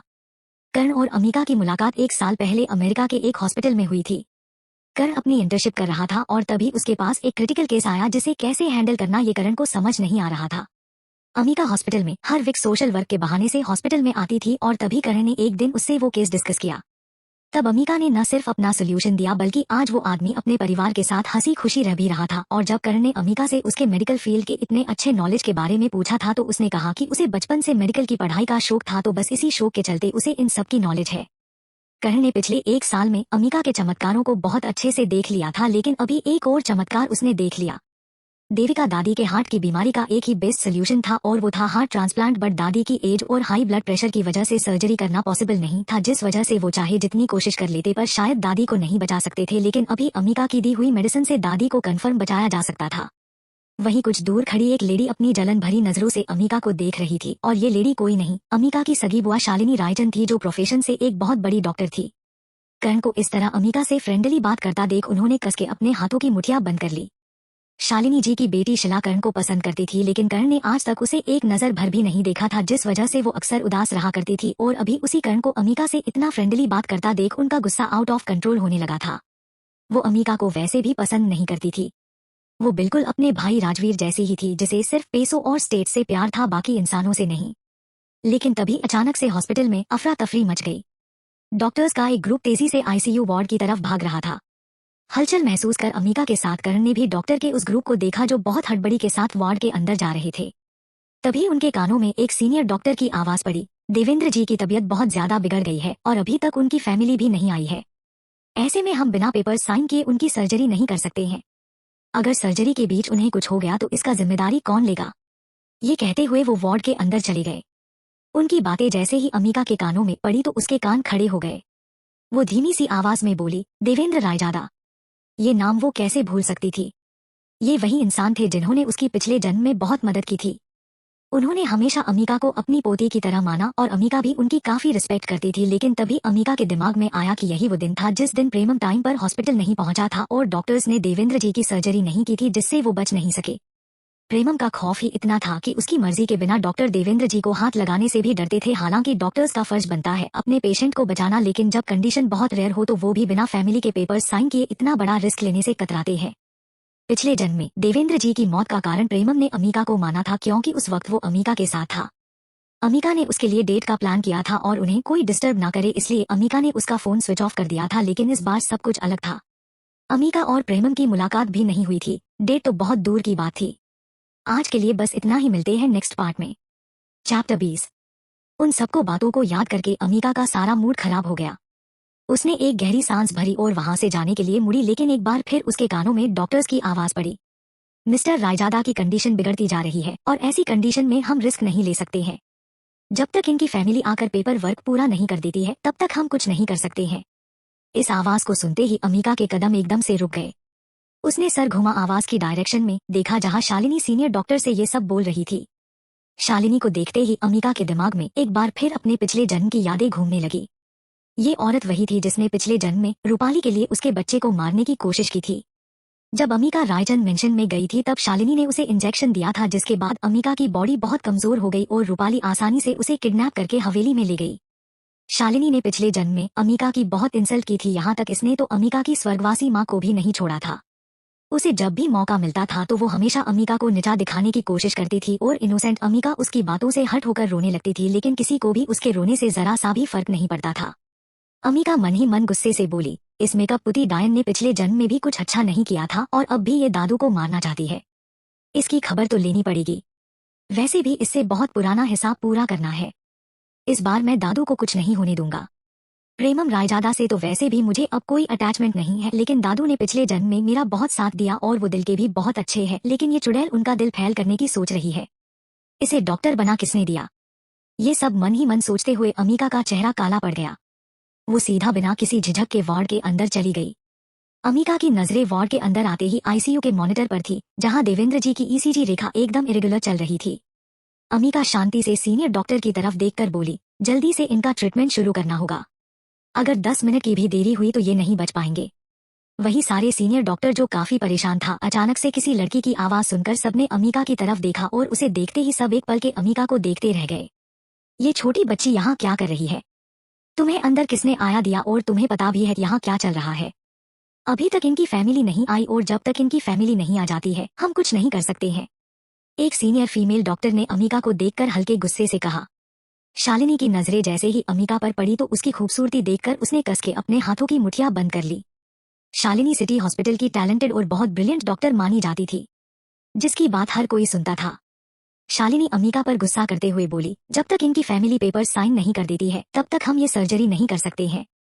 अगर बाय चांस हम पेशेंट को नहीं बचा पाए तो सारा ब्लेम हॉस्पिटल और डॉक्टर्स के स्टाफ पर आ जाएगा और जो प्रेमम रायजादा का गुस्सा होगा वो अलग।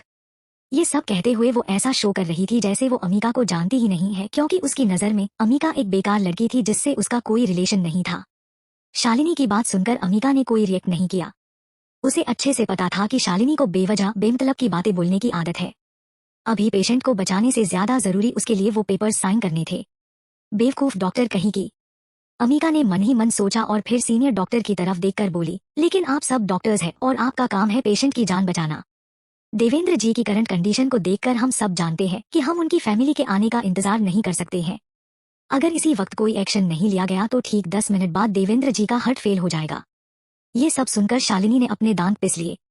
वो फिर से बोली, मैं फिर से आप सबको समझाना चाहती हूँ, अगर बिना किसी अथॉरिटी के हमने सर्जरी शुरू की और इन्हें कुछ हो गया तो प्रेमम रायजादा हम में से किसी को जिंदा नहीं छोड़ेगा। सब जानते हैं ना वो कितना डेंजर है। पूरा शहर उसके नाम से डरता है। मेरे हिसाब से इन्हें बेहोशी का इंजेक्शन देकर इनकी हालत को थोड़ा स्टेबल करना चाहिए ताकि ये अपनी फैमिली के आने तक सांसें ले सके। उसकी ये बात सुनकर अमिका ने एकदम से शालिनी की तरफ देखा। उसे यकीन नहीं हो रहा था कि ये बेवकूफ औरत एक हार्ट पेशेंट की क्रिटिकल कंडीशन में बेहोशी का इंजेक्शन देना चाहती है ताकि फिर वो कभी उठ ना पाए। अभी देवेंद्र जी को होश में रखना कितना इम्पोर्टेंट था ये सबको पता था। शालिनी की बात सुनकर सीनियर डॉक्टर ने कुछ पल सोचा और फिर नर्स से बोले, नर्स इंजेक्शन ले आओ। डॉक्टर शालिनी सही कह रही है। सीनियर डॉक्टर की बात सुनकर अमिका वार्ड के अंदर आते हुए गुस्से से बोली, अगर इस वक्त इन्हें ये इंजेक्शन दिया तो ये पक्का मर जाएंगे। ये सुनकर शालिनी ने गुस्से से अमिका को देखा और बोली, यहाँ डॉक्टर तुम हो या हम है? तुम्हें क्या लग रहा है कि हॉस्पिटल कोई प्लेग्राउंड है जहाँ तुम आओगी और ओपन हार्ट सर्जरी कर दोगी? प्लीज, तुम जैसी टीनेज लड़कियां सिर्फ गूगल से पढ़कर डॉक्टर नहीं बन जाती। करण ने कुछ कहने की कोशिश की लेकिन शालिनी ने हाथ उठाकर उसे चुप करा दिया। ये रिसर्च पेपर्स पढ़कर डॉक्टर बनना आसान नहीं है अमिका। तुम्हें क्या लगता है तुम रिवेरेंजा एक्स का नाम ले लोगी और हम सब इम्प्रेस हो जाएंगे? तभी अमिका बीच में बोली, 9 मिनट बचे हैं, अगर कुछ नहीं किया तो ये नहीं बचेंगे। उसने शांत मगर ठोस आवाज में कहा, क्या तुम उनकी मौत की जिम्मेदारी लोगी? शालिनी ने चिल्लाते हुए कहा। ये सुनकर अमिका ने अपनी लाल आंखों से शालिनी को देखा। अब उसे इस बेवकूफ औरत पर हद से ज्यादा गुस्सा आ रहा था। तभी दूसरे डॉक्टर ने शालिनी को शांत करते हुए कहा, डॉक्टर शालिनी प्लीज आप इस छोटी लड़की से लड़ाई मत करो। अभी देवेंद्र जी की कंडीशन ज्यादा इम्पोर्टेंट है। ये सुनकर शालिनी और भी ज्यादा भड़क गई क्योंकि आज तक किसी ने भी उसकी बात नहीं टाली थी, क्योंकि वो पूरे सिटी हॉस्पिटल में सबसे यंग और टैलेंट डॉक्टर थी और अभी अमिका ने आते ही उसकी मेडिकल स्किल्स पर सवाल खड़े कर दिए थे। डॉक्टर उसकी बातों में आकर देवेंद्र जी की सर्जरी करने को रेडी हो गए थे। शालिनी का गुस्से से खून जल रहा था। वहां खड़ी अमिका ने शांति से सबकी तरफ देखकर कहा, इनकी सर्जरी की तैयारी कीजिए। मैं इनकी सारी रिस्पॉन्सिबिलिटी लेती हूँ लेकिन इनकी सर्जरी आप नहीं, मैं करूंगी। उसकी ये बात सुनकर सब एकदम से हैरान रह गए। क्या ये छोटी सी लड़की इतनी बड़ी सर्जरी कर सकती है? आज के लिए बस इतना ही, मिलते हैं नेक्स्ट पार्ट में।